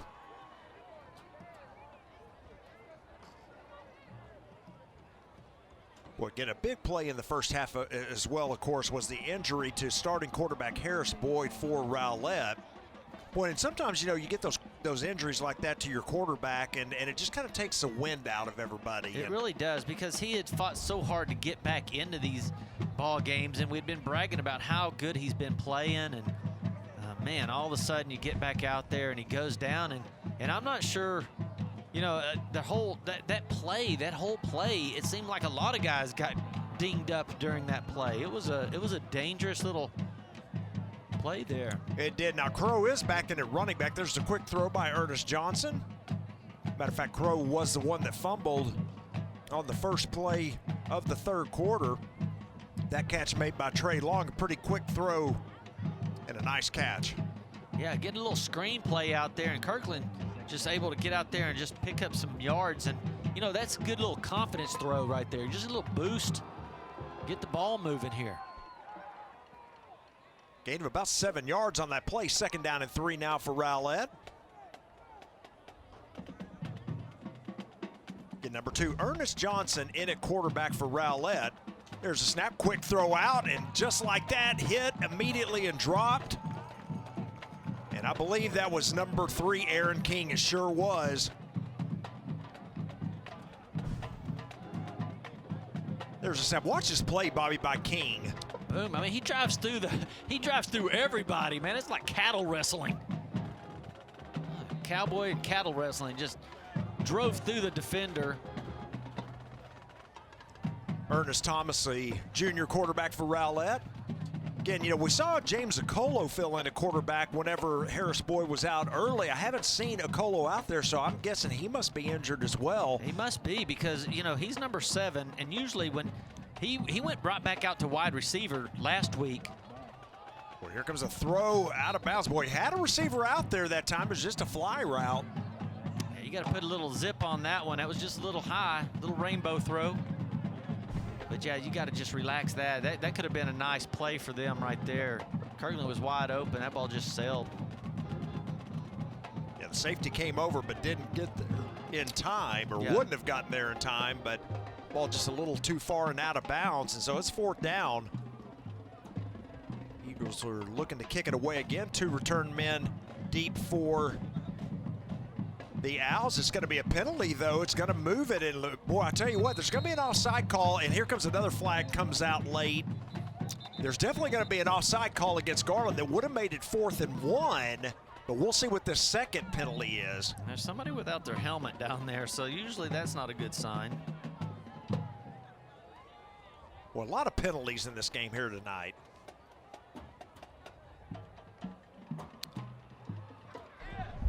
Offsides, defense number 11. Personal foul, face mask, number 32, the offense. Fouls offset, replay 4th down. Okay, so offsetting again. Would have been Why is interesting. that offsetting? Number 31 can remain in the game because the foul caused his helmet to come off. You know, that's a lot of penalties. Yeah, you're right. I mean, that's 8 penalties for Garland now, and approaching 87 yards. Wow. There's a look at their quarterback for Rowlett. As you can see, Harris Boyd in street clothes, so obviously he is not going to be available for the rest of the game. There's a snap as we replay 4th down. There's the kick. It's angled towards the sideline. It's going to bounce and go out of bounds around the 40-yard line. Well, it would have been interesting, Bobby, like I said, on that last play on that 4th and 6, initially we saw the offside against Garland. If the face mask wouldn't have been called, would have been 4th and 1. It would have been interesting to see if Rowlett would have gone ahead and went for it there. Yeah, but that was still right inside the 30-yard line or so, 35-yard line. But you're down by 27. You're down by 20, and it really only netted you about 15, 20 yards anyway. Maybe. You're probably right. I mean, it would give the coaches something to think about, right? Yep. Yeah, by the way, going back, I didn't forget about your comment. Yeah, I don't understand that either, but I guess it's just a penalty for a penalty, and even though one's a 15 and one's a 5, they just say, hey, it's one penalty and one penalty, so they offset. Yeah, but one of them is after the play has happened. It's a face mask or unsportsmanlike conduct. That's to me seems like that's an after the play penalty. Right. Yep, I'm with you. Saw the handoff go that time once again to Jayshon Powers, a gain of about 5 yards on the run to the left. There's a snap, fakes the handoff, this time throws it to no one. That was just a misplay. And Perez throwing his arms up at the receiver like, where'd you go? Yeah, he ran the out and up pattern. I mean, he was going upfield. He thought that ball was going to the out and up. And Perez throws just the out. Look at he's taking off upfield, man. He doesn't stop. He looks back. The play's over about 4 or 5 seconds later. He's in the end zone looking back. Incomplete pass sets up 3rd down and 5. There's the snap. Handed off to Powers up the middle. A lot of room here. Boy, that is a large gain. And you see Powers, he went over the 100-yard mark right there. He's at 110, but do you see that seal block by number 71? That's what you want to do. It's not that you just make the block. You also have to seal. You make a wall, you make a wall for Powers to run through. That's the secret of that play. Yeah, that was a 26-yard gain by Powers, and then you saw the quick throw out there by King and the immediate tackle. Well, that's a close. He's breaking on that ball. Woo! That's a good play right there by number 2-1, Librera. Quick throw. Oh, that's going to be an interception. That's his 2nd of the game. Boy, Perez doesn't do that often. 2 picks in 1 game, and that was just on the deflection, and guess who it is? It's Brock's once again. Hey, he's just a ball magnet. Watch this. It just got a little high on him. Oh, it might have got tipped. It goes up a little high. It still gets the receiver's hands, but it goes out of his. And here you got Perez chasing him down. Well, that's 2 interceptions by Brock's on the night. Well, that came at a good time for Rowlett as Garland was driving once again. Let's see if they can get anything going offensively. Still a lot of time in this game. 8:01 remaining in the 3rd. Yeah, I just think that their offense is now really handicapped by, a quarterback that hasn't played quarterback all year long. How much of the plays does he know? It's a good point. Hand off to Crow this time. Nice run. He's going to gain 10 yards. They're going to mark him down a yard shy, so 9 on the play. But a nice run by Crow on 1st down. Yeah, I think that offensive line has been doing a great job. See that trap block by number 77 coming running through there, and he stays with it. He gets pushing guys backwards. I mean, that's probably their best bet now is try to pick up yards and then play off of that with the play action passes. 2nd down 1, another handoff to Crow. Boy, trips momentarily, but stays on his feet. Big yardage into Garland territory at the 35. When that's what they need to keep doing is just keep it on the ground. I think so. I mean, look, he's getting some big penetration. His offensive line pushed their guys about 7 yards downfield. I mean, before he ever got touched, it would look like the whole offensive line of scrimmage just got moved 5 yards down the field. That's good. You can use a little play action off of that stuff. Ernest Thomas takes the snap, hands it off to Crow once again, trying to come outside. This time Garland does a better job. Boy, Crow does a nice job of keeping the feet going. Looked like he was going to be stopped for no gain, but gets about 3 out of it. I mean, he had big guys on him, big 52 and 66. Those guys are big defensive linemen, and he just power clinged them. I mean, he just pushed through it. Picked up 4. Second down, you saw substitutions come in now for the Owls. Snap to Thomas, hands it off to Crow again. This time he runs into Jonathan Brown, and this time he's not going to go anywhere. Woo! Hello, here I am. Keep running. He's got a motor, man. He likes to play. Yeah, Brown was one of those substitutions I was just mentioned. They get him right back in the game, and he immediately makes a play. Did you see how that whole entire defensive line gets after it, too? I mean, you see number 31 in there again, Vicuna. They got him at 5'8", 180, but he plays like he's 220 pounds. Third down and long. Snap to Thomas, fakes the handoff, throws it. He's got a man. Oh, and in and out of the hands of his intended receiver, number 88. They had it. It's Gradinaru. Well, that's what you want. That's the play action you're looking for. Everybody thinks it's going to be a run play, then opens up that lane. Oh, man, I don't know if he didn't see the ball. You know, that ball didn't have to be thrown at a bullet like that either, but still, it's there. That's what you want. Yeah, perfect play that time. Now it's fourth down. Rowlett going to go for it, of course. And the snap over his head. Thomas picks it up. He's going to fall on it, and that's going to be Garland ball right at midfield. Boy, I tell you what, they had an opportunity there. Well, they had the opportunity to put it in the end zone. And then you still have a short play line of scrimmage here, and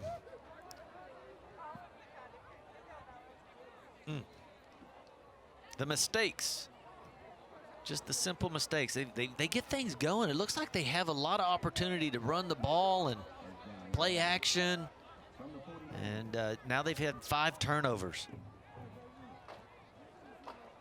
So the Owls take back over. 5:20. I kind of consider that a turnover because, I mean, if you go for it on fourth down, you didn't lose 20 yards. Now you've given the ball 20 yards down the field. At midfield there, that's basically a turnover. Yeah, turnover on downs for sure. There's the handoff to the new running back in the game, Keontae King, and he's only going to get about a yard on the play. Yeah, Jacob Brown, he's really been anchoring it in down there at that 2-tech position.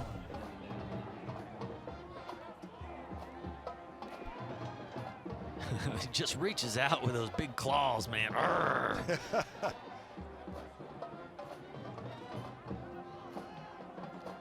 Second down 9 as we hit 5 minutes remaining in the third. There's a snap, another handoff, and boy, nice move that time by King. It looked like he was dead to rights and kind of spun out of that. Bobby's going to pick up about 3. Do you see that pile? Do you see Jacob Brown? Oh, that's fun. He's trying to dogpile people. Hey, that whistle didn't blow. Watch this. He just trampoline jumps. He gets over here. See Corey Brown on the bottom of the screen. Watch it. Here we go. I'm going to do a trampoline jump. Here we go. Boom. Just squish people. That was a wrestling move off the top ropes. Third down for the Owls. 3rd and 6. Perez looking to throw. He's going to throw it deep. He's got a man out there. That catch is made by Aaron King. I mean, he's got some talented receivers, doesn't he? They know how to go find the ball in the air, and 9 times out of 10, they come down with it. There's a throw. Yep, there's King. Yeah, pretty good coverage out there, Bobby, like you said. Really is good coverage. I mean, you can't hardly put that on the defensive back. Yeah, going to have movement here. That should go against the Owls. Back them up 5. This is where they really need to work on their self, you know. False start. Offense, number 63. It's a 5-yard penalty. So first down. They're approaching 100 yards in penalties now. Yep. And it's consistent. Every week it seems like they're doing that too. So, you know, you got to clean that up towards the end of the season when you're going into the playoff run. I mean, you've got to fix these things. Well, and you just said it there again. You cannot have penalties, and certainly the special teams we've talked about, and those are things they're going to have to clean up here in the next couple weeks if they want to make a deep playoff run. Of course, they've already clinched a playoff spot, and we'll talk a little bit more about the standings again in the next quarter. Perez on second down, throwing to the end zone. He's got a man there. That catch is made. That's Jordan Hudson for another touchdown. Well, 6 touchdowns for the night for Perez. And Hudson just says, hey, that's all I do is catch touchdowns. Good throw. Boy, wouldn't it be great to be on a team that your quarterback can put it on the money. You see a lot of high school teams, there's super athletes out on the edges, but they don't have a quarterback to get them the ball. Boy, it's fun to play when you got a guy that can put the ball on the money, and then you got receivers that can go up and get it. Yeah, Hudson with his 3rd touchdown of the game. Garland extends the lead. Here's the extra point attempt. It's up. And that extra point is good. So our new score with 3:33 remaining in the 3rd, as you look at Jordan Hudson, Garland 41, Rowlett 7. We'll be back after these messages. In Garland ISD, we're providing a higher level of education. Our students not only choose their own path to success, but arrive there faster. We're eliminating thousands of dollars in college tuition costs with our P-TECH and early college high school programs. Students can graduate with as many as 60 college credit hours, an associate's degree, or an industry certification, all for free, and all from the comfort of a traditional high school. By teaming up with area colleges and industry partners like Microsoft, Google, Parkland Hospital, Wells Fargo, and Gulf States Toyota, our students are gaining real work experience and real college credit. So be inspired, be amazing, be whoever you want to be. Choose Garland ISD. Look at your leading quarterback in the area as far as stats go, and Bobby, he's a good one. Sergio Perez with his, as you mentioned, 6th touchdown pass of the game. Yeah, and the impressive part of it is his percentage completion. I mean, he's like 72% completion percentage. Again, 6 touchdowns. Here's the kick. It's going to come down to the 30. This one is going to be returned across the 40. Still moving the pile. Look at him. It's a scrum. It's a rugby scrum. Look at him. Oh, just glad number 15 ain't in there. He'd be doing it off the, trying to jump in there. Diving in the pile. Yeah, Brown would be all on top of that thing. Well, good field position here for the Eagles. Well, good for Gradinaro to be able to return that one, because, you know, he kind of missed that basically could have been a touchdown pass. And, yep, you know, you're just looking for opportunities all the time to be able to make that play. And, boy, it's disappointing when something happens and you don't. But he had a great return right there. Eagles start right at midfield. Again, they got a lot of work to do here. They've got to win this game.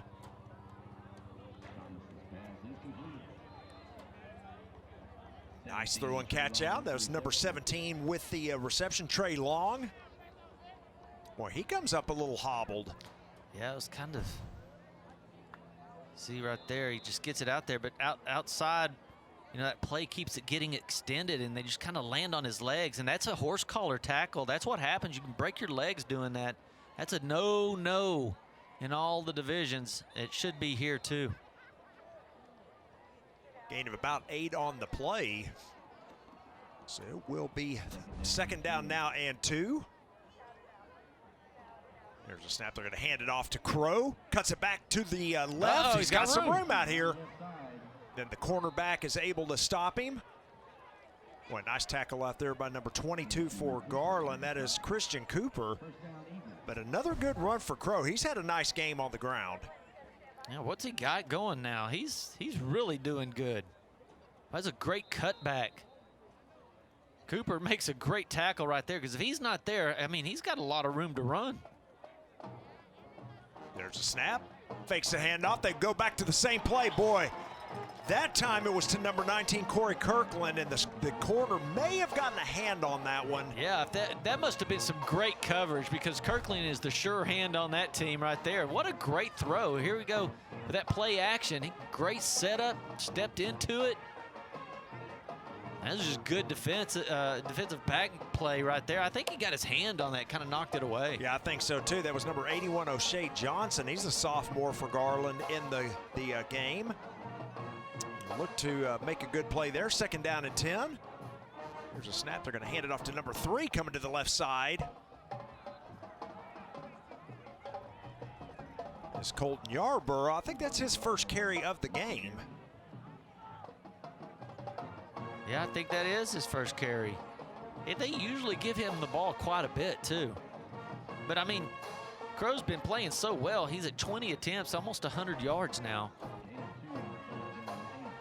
3rd down and 8 now for Rowlett. Approaching 2 minutes remaining here in the third. There's a snap. They're going to throw it deep. He's got his man beat. And that may be, it's a catch. Thought for a second he was going to go into the end zone, but he is out of bounds. What a crazy catch right there. I mean, hey, Tom's doing pretty good throwing the ball. Yes, he is. Good coverage. Just a great catch, Kirkland. So first and goal, Rowlett. Ball at the 3-yard line. Here's a look at Ernest Thomas. Boy, he has filled in nicely here. Really has. He's, first game to play quarterback, and they're not afraid to let him throw the ball a little bit. There's a snap. Oh, he's going to run. That was a busted play. He ran right into his running back as he was headed to the left. Running back started headed to the right. I think I'm going to give the ball to Crow, right here. I mean, he's really proven that he's been able to run really well behind these big offensive line. Yeah, watch this play here, Bobby. They run into each other. Oh, that's a fumble. Yes, it was. I believe the quarterback got back on it, though, so still Rowlett ball. Going to be second and goal here at the 2. They're going to have to hurry. They're down to 7 seconds on the clock. Yeah, they sure are. Actually, the ball's at the 3, so no gain on that last play. Second and goal, 1 second remaining. That's delay of game. Off. Yeah, they did not. Goodness sakes. Yeah, I'm surprised Rowlett didn't call timeout there. I mean, you've got to know how important this is. That's a mistake on the coaches right there. You have to know how important this is. You're down on the 3-yard line. Maybe they got a timeout. I don't think so, though. Are they going to give them a timeout instead of the flag? It looks like it. Let's see. Prior to the clock reaching 0, timeout. Rowlett. I think these referees actually gave it to them because I saw the flags go out and there was no timeout until afterwards. So I think they just went ahead and gave them benefit of the doubt. It's an important play here. Yeah, it is. We'll keep it here because there's only 1:20 left. We'll have a break here at the end of the quarter or after a score. So, yeah, I'm with you on that, Bobby. And but like you said, a big play here again. Rowlett, again, they're knocking at the door here, want to get it in the end zone. Yeah, it's important to get it in. The score is 41-7, and you've got to just give some energy to your team. You've got to punch this ball in. I don't care if you get up underneath the center and have all your linemen in the backfield and just pick you up and carry you in. You need a touchdown right here. Yep.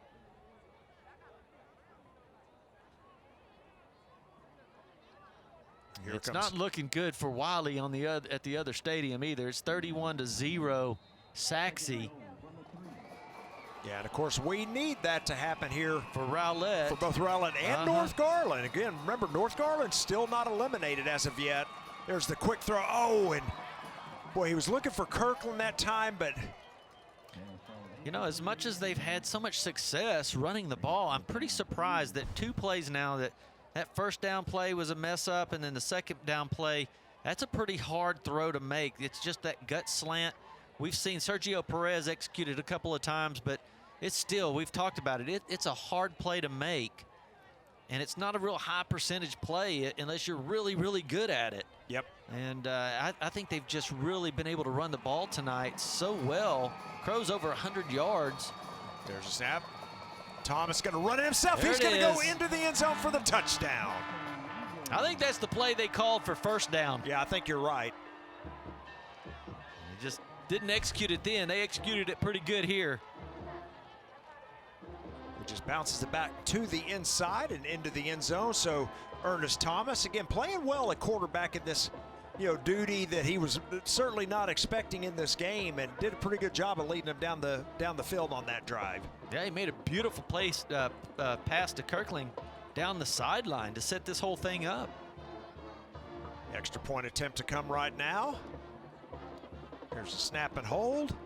Kick is up. That kick is good. And look at Ernest Thomas, who scored on a 3-yard touchdown run. Our new score here at Williams Stadium, Garland 41, Rowlett 14. We'll be back after these messages on GRS TV.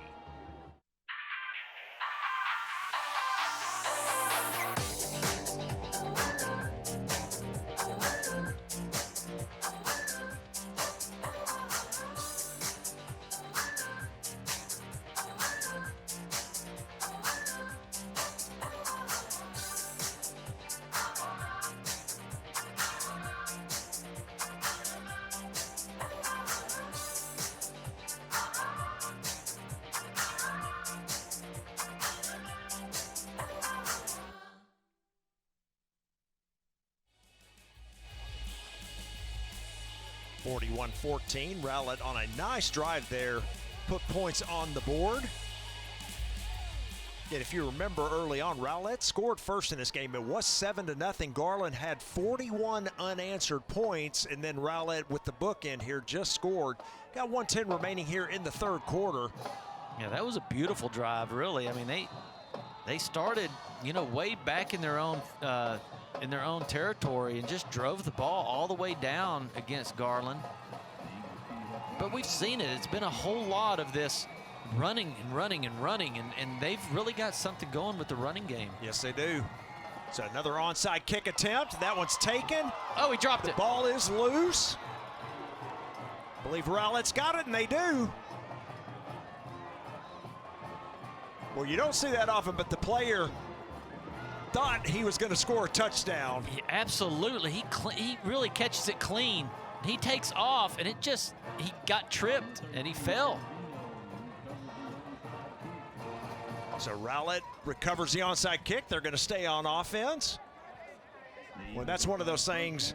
Yeah, we don't have a name for number 42 for Garland. We're guessing he's probably a sophomore. Yeah, coming up. Yeah, that's one of the things that coaches will talk to him and say, hey, look, on those plays, just get down.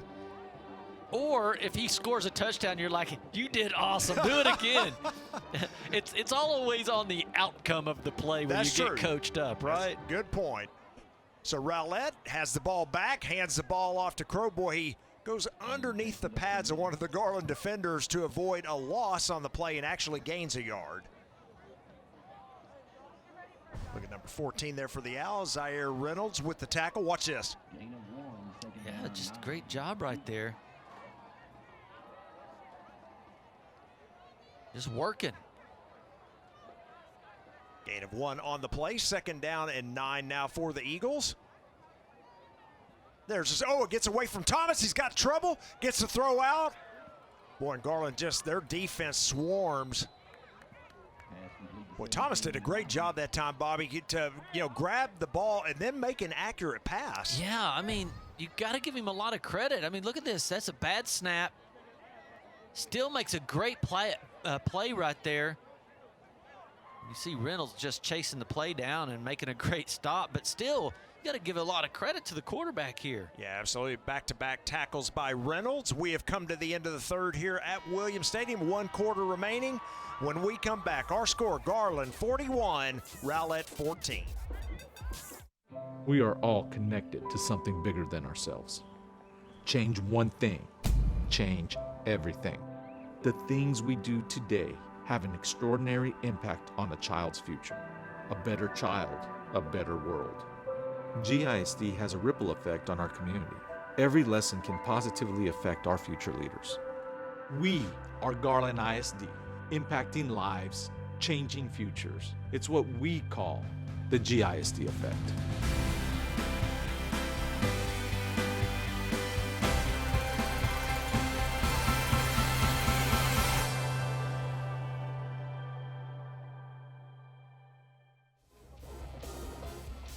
We are back for the start of the fourth quarter. Garland on top, 41-14. Rowlett with the ball, facing 3rd down and 10. Snap to Thomas. Got him. He's wide open. Look at the throw. Oh, and he cannot hold on to it.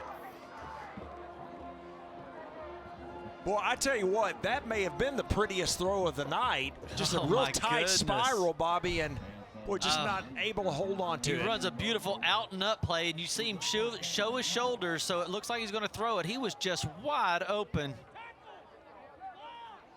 And somebody put grease on that ball. See how shiny it was? That's what we're going to say. There was grease on it. Grease on the ball. Boy, that could have been another touchdown for the Eagles. Instead, it's going to set up 4th down and 10. They're going to look to punt it away.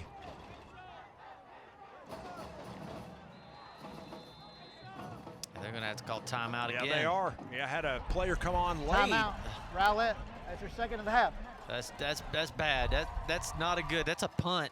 and you have to call a timeout. Yeah, exactly. So let's keep it here and talk a little bit about, not only this game, Bobby, but, we've talked a little bit about the playoffs.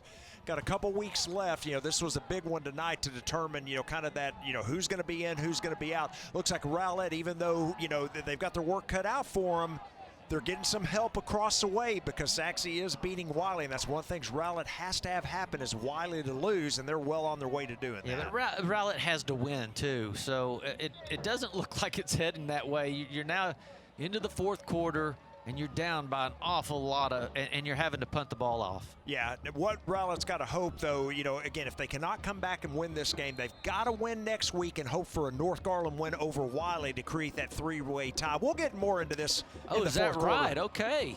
So Yeah. they wouldn't be totally eliminated. They would still depend on if they win next week, which they could. That's correct. I mean, Yeah. they're probably a better team. Yeah, they're playing their Lakeview opponent. next week, so they got a big game against Lakeview. I mean, that's a big game, really. They play each other very well. Yep. But they also, if they win that, you're saying all they have to do Yeah, is have some help. If everything continues like it is, if Sachse wins that game against Wiley tonight, gives them a loss, then Rowlett has to beat Lakeview, and they have to hope for a North Garland win over Wiley next week to create that three-way tie for fourth and place. I think North Garland's got a pretty good team. They could probably beat Wiley. They can. Hit first down, handoff. Gain of only about a yard, so the Garland running game stymied here a bit in the second half. That time, Keontae King's kind of shaking his head like, man, not sure what happened there. But, of course, Jaysean Powers has had a nice game for Garland. 14 carries, 121 yards on the ground. But the Rowlett defensive line has done a good job tonight. They're going to hand off again to King. Boy, he breaks through this time. And looky here. Cuts it outside. Breaks another tackle. Oh, he's run out of gas. He said, man, I'm not used to running that far, getting chased. That's a big run. However, another penalty flag on the play. Right there at the line of scrimmage. Holding on the offense, number 7-0, 10-yard penalty from the previous spot. Second down. So that will negate that play, bring it back. 9 penalties, 96 yards. Yeah, you can't do that.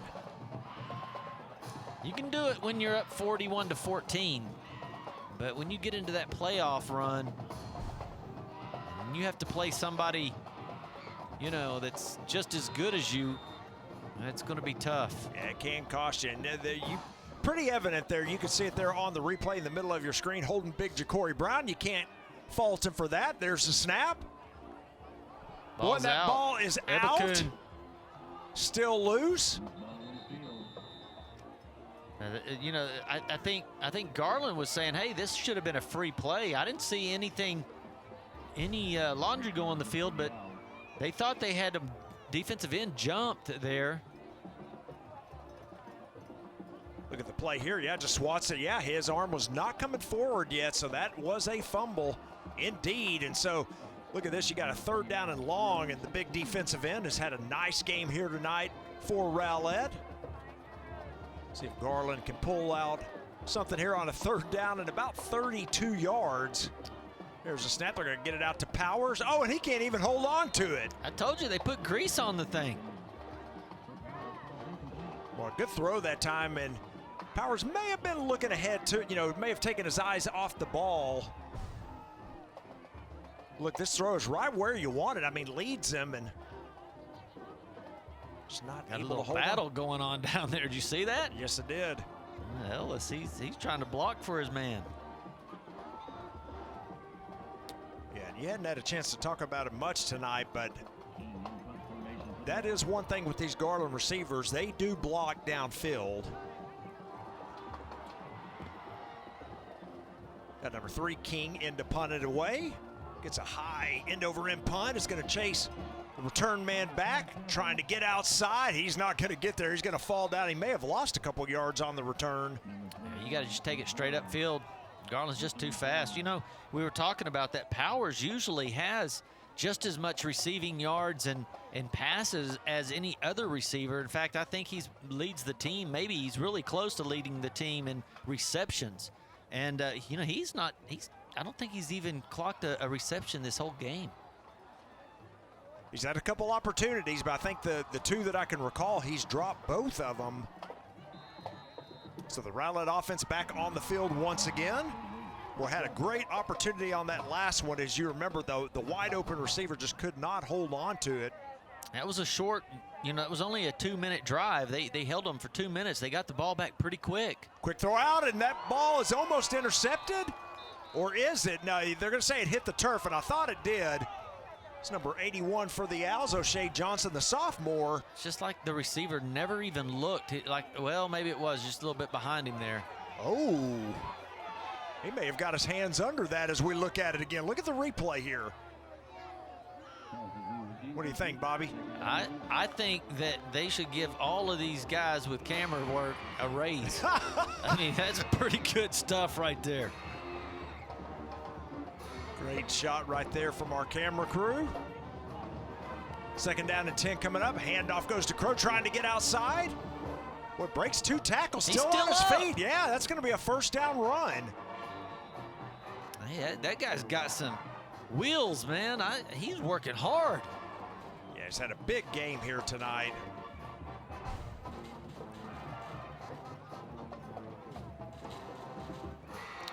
Yeah, that puts him up about 110 yards on the night. He just hadn't been able to get into the end zone.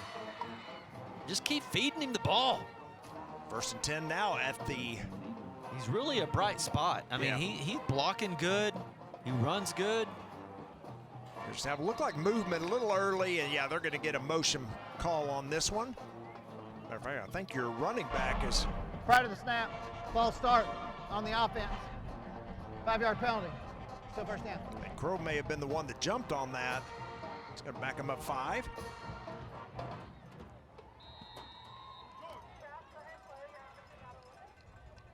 Well, you're right, Bobby. He's had a nice game here tonight. Yeah, it's really been one of the bright spots on the team here offensively. There's a snap, handoff to the new running back on the field. He escapes 1 tackle. Still down the sideline. What? And finally tripped up inside the 10. It's going to be 1st and goal, Rowlett. Boy, he was just tippy-toeing, wasn't he?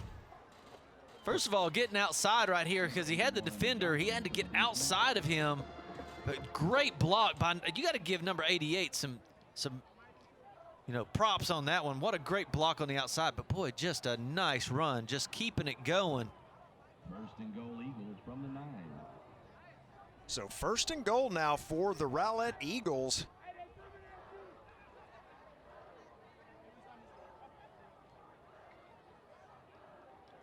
There's a snap. Thomas hands it off. Crow back in the game. He's got some room out here. Boy, and then he ran into the corner out there.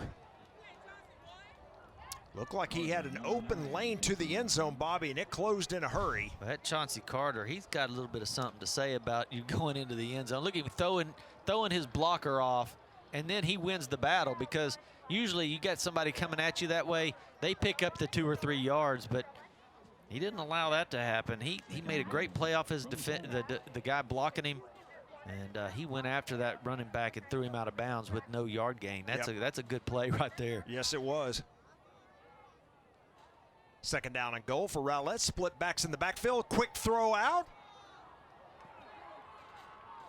Boy, not able to corral that one was number 17, Trey Long, looking for a flag. Yeah, but I mean, there's the difference right there. I mean, that pass was a really nice play, and the receiver, you know, I don't know. It was pretty good. It was really close. 3rd down and goal now for the Eagles.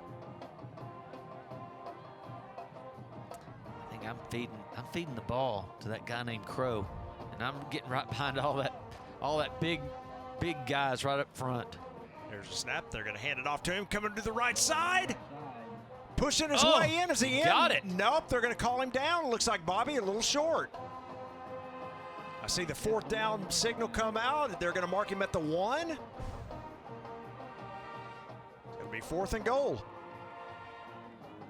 See what we got. Man, that's just a great play right there. Big 33 coming down the line again, but how's that not a touchdown? Must have said his knee was down before the ball broke the plane, I guess. I'm not sure, but 4th down and goal here for the Eagles. There's a snap. Ernest Thomas has it. He's in some trouble. Garland's got him. Didn't get it. He did not get it. That will be a turnover on downs, and the Garland defense has held. Wow. What just block right here by Crow? Bam! I mean, he just really made a great block. But the pursuit just not going to let him happen. Number 27 comes up with the big stop. That's Brian Flores. Garland offense back on the field. 8:47 remaining. They've held Rowlett out of the end zone.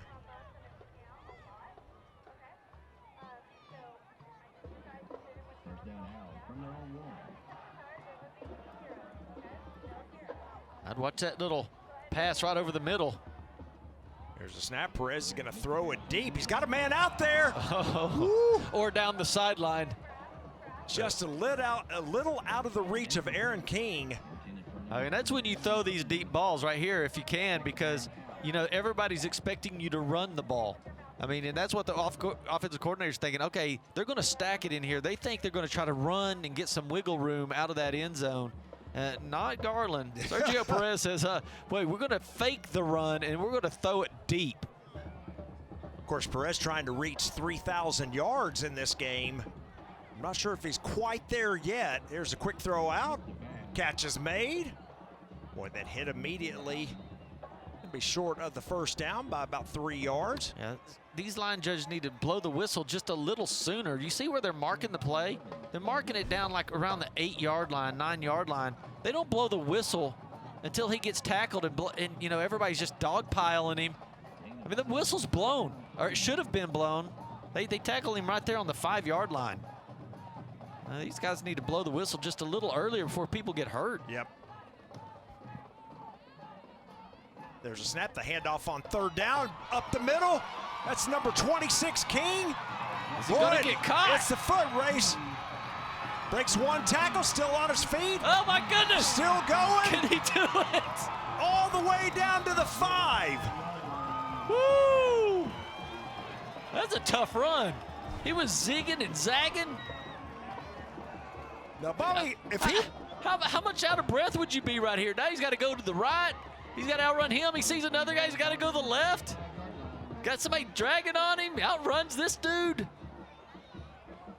Keeps going. There's the throw to Allen. Not able to hold on to it on 1st and goal. Yeah, big run there by Keontae King. He needs some oxygen. I need oxygen just watching it. Just watching, exactly. So look at that last play. Tried to one-hand it. Yeah, you gotta turn your quarterback. You gotta turn to him, go up with 2 hands. There's a snap, the handoff up the middle to King. Can he get into the end zone? He's at the goal line. Ball comes out. The ball, I think, is loose, and it's Rowlett's ball. Are you kidding? 2 times. Okay, we go down to one side of the field, and it's a turnover on downs on the 1-yard line. They drive all the way down here, and they lose it right on the goal line on the 1-yard line. Yeah, they were trying to get King in the end zone. Of course, he was the one that had that big, long run. Yep, there lost it the ball. goes. Yep, sure did. What? Outstanding.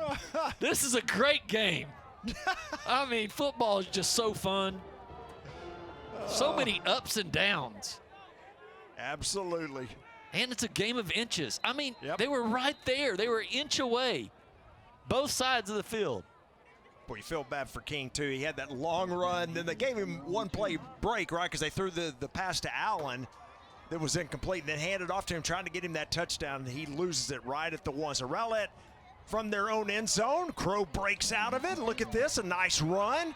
Gets across the 10, still up, and finally knocked down around the 18. Here comes a penalty flag. May get a face mask on top of it. Flags in the field. No play on this game would be complete Personal without a foul. little yellow Face flag. mask on the defense, number 17. It's a 15-yard penalty added to the end of the run. Automatic first down. There's your 15-yard face mask. Well, Rowlett started at the 1. They're already out across the 30 to the 32.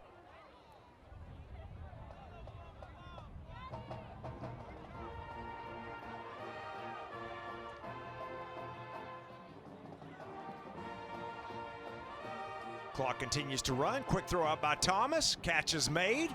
Has some blocking out there. Gets stood up and pushed out of bounds after a gain of about 6.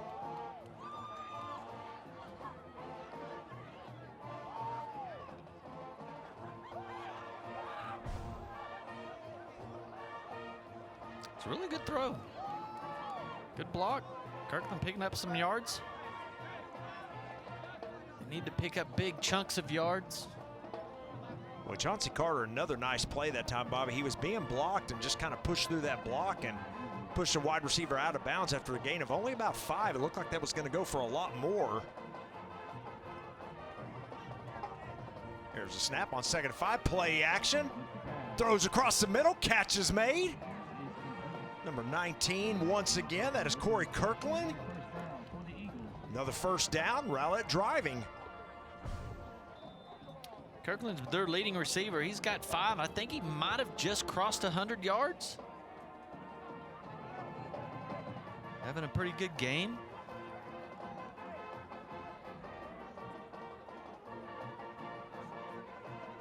Need to get in a little quicker offense here. Got to get these plays in and get to going quickly. You're down.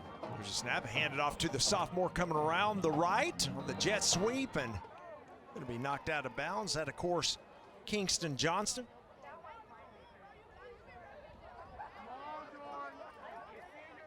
See a gain of about 5 more.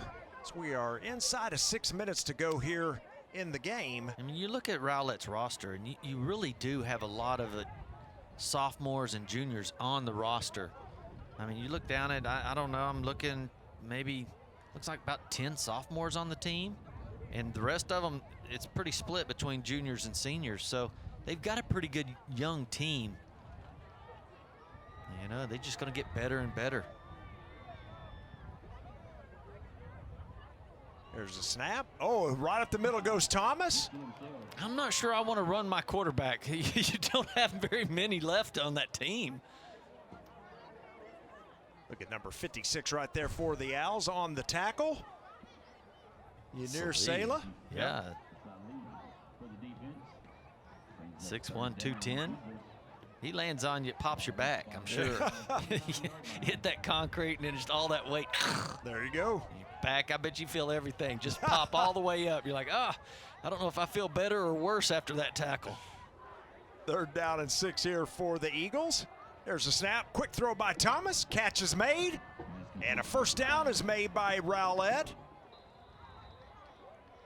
Number 42 for the Owls ran over there but was not able to make the tackle. Looks like we have an injured player as well. Yeah, it looked pretty bad. Somebody ran right up on the back of his legs. You watch here. Boom, just on the back of their leg. Boy, that's number 9, Chauncey Carter, and he's had a good game here, especially in the second half for Garland. And was there taking a look at him? Why don't we take a quick break? We've got 4:56 remaining in the game. Our score, Garland 41, Rowlett 14. The Garland ISD Education Foundation provides resources to support and enrich education for all students in the Garland Independent School District. Every dollar donated helps fund innovative teaching and learning initiatives. Choose today to impact a better tomorrow. For more information and to learn how you can give, visit gisdedfoundation.org.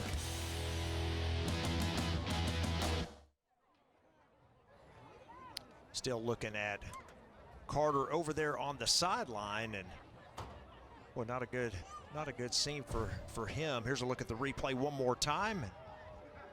See him right there. They just kind of come down on him, and oh, you hope that's not some kind of a hyperextended knee or something like that. And he's had a good game here in the second half. He's their anchor up over there on the sides, man. He plays such good defensive back work. He's a shutdown corner. So let's, while we're sitting here waiting, Bobby, let's talk a little bit more again about the playoff picture and kind of the standings here. In District 9-6A, of course, we've talked about Garland. Here's our graphic on the screen again. They're looking to move to 6-0 in district play, 9-0 overall. But again, where we want to focus is really on the middle of that screen. Again, Saxe well on their way, it looks like, to beating Wiley tonight. That'll clinch a playoff spot for them. Saxe. So now you'll have Garland, Naaman, and Saxe all in. So now you just got the one playoff. Well, like I mentioned, so Wiley, as you see on the screen here, is at 3-2. If they go on to lose that game to Saxe, like it looks like they will, that'll drop them to 3-3. Even the loss to Rowlett tonight puts them at 2-4, and you see North Garland's already at 2-4, right? So you only got the one game separating. So again, go back to the scenario. Rowlett beats Lakeview next week, moves them to 3-4. If North Garland can knock off Wiley, that moves North to 3-4, drops Wiley to 3-4. Now you've got the three-way tie for fourth place, and then you go to the tiebreakers from there. And of course, you got that scenario where they all beat each other, so you got to go to the next tiebreaker down the line from there. So, and that's where you get into the point differential. Obviously, Wiley and North Garland haven't played yet, so you have to wait to see how that score would shake out. But anyway, that's the shape that Rowlett's in. As you see Chauncey Carter being helped over to the sideline. Yeah, that doesn't look good. No, we just hope the best for the young man.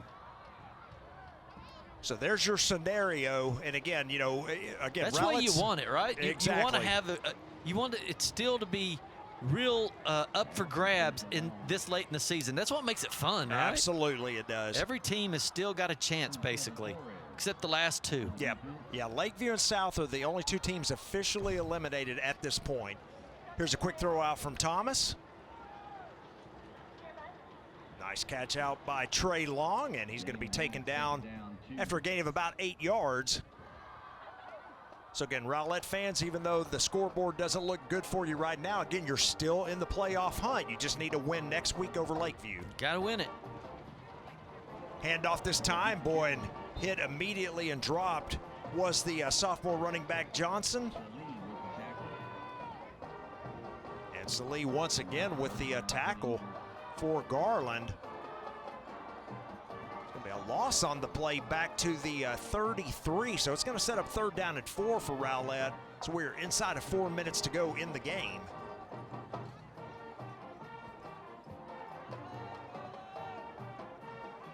They're just kind of taking their time, there's 3.5 minutes left and letting the clock just roll down and then just kind of running the ball here. There's a snap. Thomas with the quick throw out. Catch is made, but immediately hit and drop. That's going to be a loss of 2 more. It's going to set up 4th down and 5.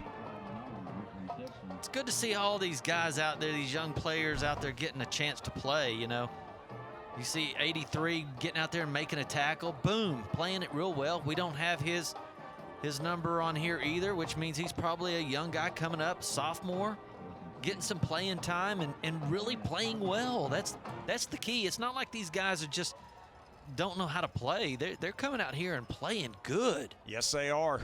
So we've got a 4th down and a long 5 here, almost 6. And Rowlett, of course, keeps the offense on the field. There's the snap. Thomas looking. Here comes pressure. He's going to throw it deep. He's got a man out there. Oh, I think it would have been incomplete anyway. I think it would have been out of bounds, but it looks like the wheel route to the running back falls incomplete, and that will be a turnover on downs. It's a nice shot, though. Good throw. You, as a receiver, though, you have to give your quarterback some room over there on the sideline. You can't run right down the paint. You have to be about 3 or 4 yards inside so that they can throw that back shoulder throw, and you have room to move a foot or 2 outside to catch it. And but that you kind of learn those kind of things the older you get. You got to give that quarterback a little more room. So you see Perez back in the game here. Again, the game is pretty much where it needs to be for the Owls. If you're an Owl fan, he's going to hand the ball off. And, well, I was wondering, Bobby, for a minute. Now, this is unofficial, but he came into the game with 2,749 yards. Unofficially, he's got 250 in this game, which gives him 1 yard or leaves him 1 yard shy of 3,000. Is he going to throw it again? That's the key. If they get a first down here, they won't throw it again, I'm sure. So it's got to be right before they get a first down. Yeah, I don't know if he's going to throw it anyway. Yeah, he's going to hand it off again, straight handoff up the middle. Yeah, now they'll be in the victory formation here with 1:50 seconds left. Yep. Again, you know, he's got 6 touchdowns. I mean, I think it's what he's averaging, about 6 a game. Right. 48 touchdowns on the year. Yeah, at 9 games. So, yeah, you're exactly right. He's averaging basically around. It's pretty incredible. It's a little over 5 is what it is. A little over 5 touchdowns a game. But you're right. He's averaging close to 6. So. I mean, just incredible. And his accuracy, you know, you're back up at about 72, a little better than 72% in this game. It's about 73 on the year. How great. The accuracy on this young man is incredible. Timeout, Garland. Yeah, Garland's going to call a timeout as the play clock running down, but they are primed to move to 6-0 in district play and 9-0 overall. Again, Bobby, with a win tonight, they do clinch the top seed in Division II in the playoffs. Again, we mentioned they had already clinched a playoff spot, but this assures them with this win tonight of the top seed in Division II. It also gives them at least a share of the district title as well. So you say Division II. You want to explain that? No, go ahead, Bobby. I'll let you. It's based on enrollment at the school. Yeah, it's your enrollment numbers. And so Garland and Naaman have both clinched the playoffs. They are at the lower end of the enrollment, if you will. So that's right. Naaman and Garland are both in Division II.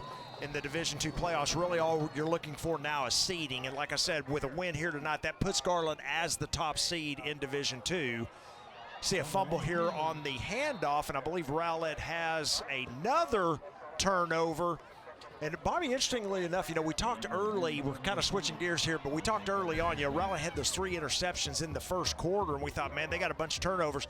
That is now Garland's 5th turnover of the game, so they have more turnovers now than Rowlett does. Yeah, yep. It's incredible, but that shows how strong their team is. I mean, they're still able to overcome those. But yeah, anyway, the Division I, Division II is based on enrollment, so you can call it big school or small school, yep. Whatever you want to call it in Division VI. You know, Garland is going to be in that lower division, which is good for them, you know. Yep, you're looking at a matchup for them against either Tyler Legacy or Rockwall Heath. More than likely, it's going to be Rockwall Heath as it's Tyler Legacy, because Rockwall Heath was up on Tyler Legacy, and if that score holds tonight, then Garland would end up playing Tyler Legacy, and you would have Naaman Forest playing Rockwall Heath in 2 weeks. Good matchup, I think, you know. Yep. Tyler Legacy's got the good running back. They got a great 2 D1 running backs. Yes, they do. But that kind of fits for you know, the Owls. They got a real good defensive line, some great linebacker play, and they can stack the lineup against those running backs, and we definitely know that the receivers and Sergio Perez can put points on the board. So it's probably a pretty good matchup for the Owls. Yeah, good matchup for them. Naaman's going to have the hard draw, of course, as you look at the replay again here. Ernest Thomas scrambles out. Bobby, he had a lot of room to run. He does tuck it and run. He's going to pick up big yardage in Garland territory. But just get out of bounds, because you can't get hurt for Rowlett. There's nobody else left. Exactly. But getting back to Naaman Forest, they've got the tougher draw, of course, with Rockwall Heath, one of the ranked powerhouses teams in the state. Yeah. So they've got a tough draw. And then again, on the Division I side, like I said, with a Saxe win tonight, that gets them in. They'll be in Division I. They would then become also the top seed with a win tonight, because, again, even if Timeout, Rowlett. That's their 3rd and final of the game. Even if Wiley were to make the playoffs, Saxe has a better record than them. We'll keep it here, guys, with 53 seconds remaining. So Saxe is going to be your top seed in Division I, again, assuming they hold on to the win. And then again, it's just a matter of who's going to be that 4th team. We've already talked about the scenario. Is it going to be Wiley? Is it going to be North Garland? Or is it going to be these Rowlett Eagles? Yep. Well, it's been fun tonight. Kind of a sloppy game. We've talked a little bit again. Garland has 5 turnovers on the night. They've got 3 fumbles. One of those fumbles, of course, was on that onside kick, but they've got 3 fumbles and the 2 interceptions, kind of uncharacteristic of Perez to throw those 2 interceptions, but they've got 5 turnovers.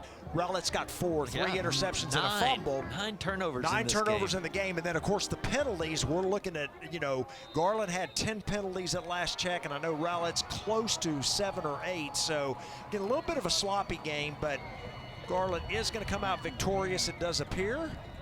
Catch is made at around the 18-yard line. Looking to put more points on the board here towards the closing seconds.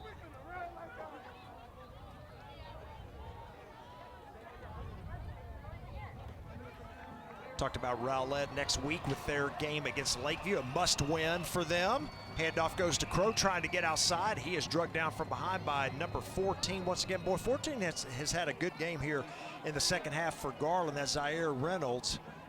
He's been all over the place, hasn't he? He has. So Rowlett, the game against Lakeview, of course, Garland ends their regular season next week against South Garland, looking again to be 10-0. With a win there. Oh, here comes pressure on Thomas. Oh, escapes it. He's going to throw it out of bounds. Good play by the quarterback. Yeah, Rowlett's coming up on 340 yards of total offense. That's not too bad, especially when your quarterback goes out early. And Garland's at 479 total yards. Rowlett's kind of held them under their average. Yep, they sure have. And Sergio Garcia, though, Perez, he's just able to be so accurate and throw so many touchdowns. It's hard to cover those big receivers that they have, too. They just go up and get the ball. Coach Danny Russell got the Gatorade bath, but we still have 1 second. Here's a throw towards the end zone, and that's another interception. Boy, and they're looking, the Garland sideline, they want this to go back for a touchdown, but he's not going to get there. Oh, my goodness. That's the way to end the game right there. Yep, number 19. So as it turns out, 5 turnovers for each squad. But congratulations to the Garland Owls as they are victorious tonight. They have clinched at least a share of the district championship, and again, the top seed in Division II. Our final score tonight from Williams Stadium, Garland 41, Rowlett 14. We'll see you next time on GRS TV. Enjoy the highlights.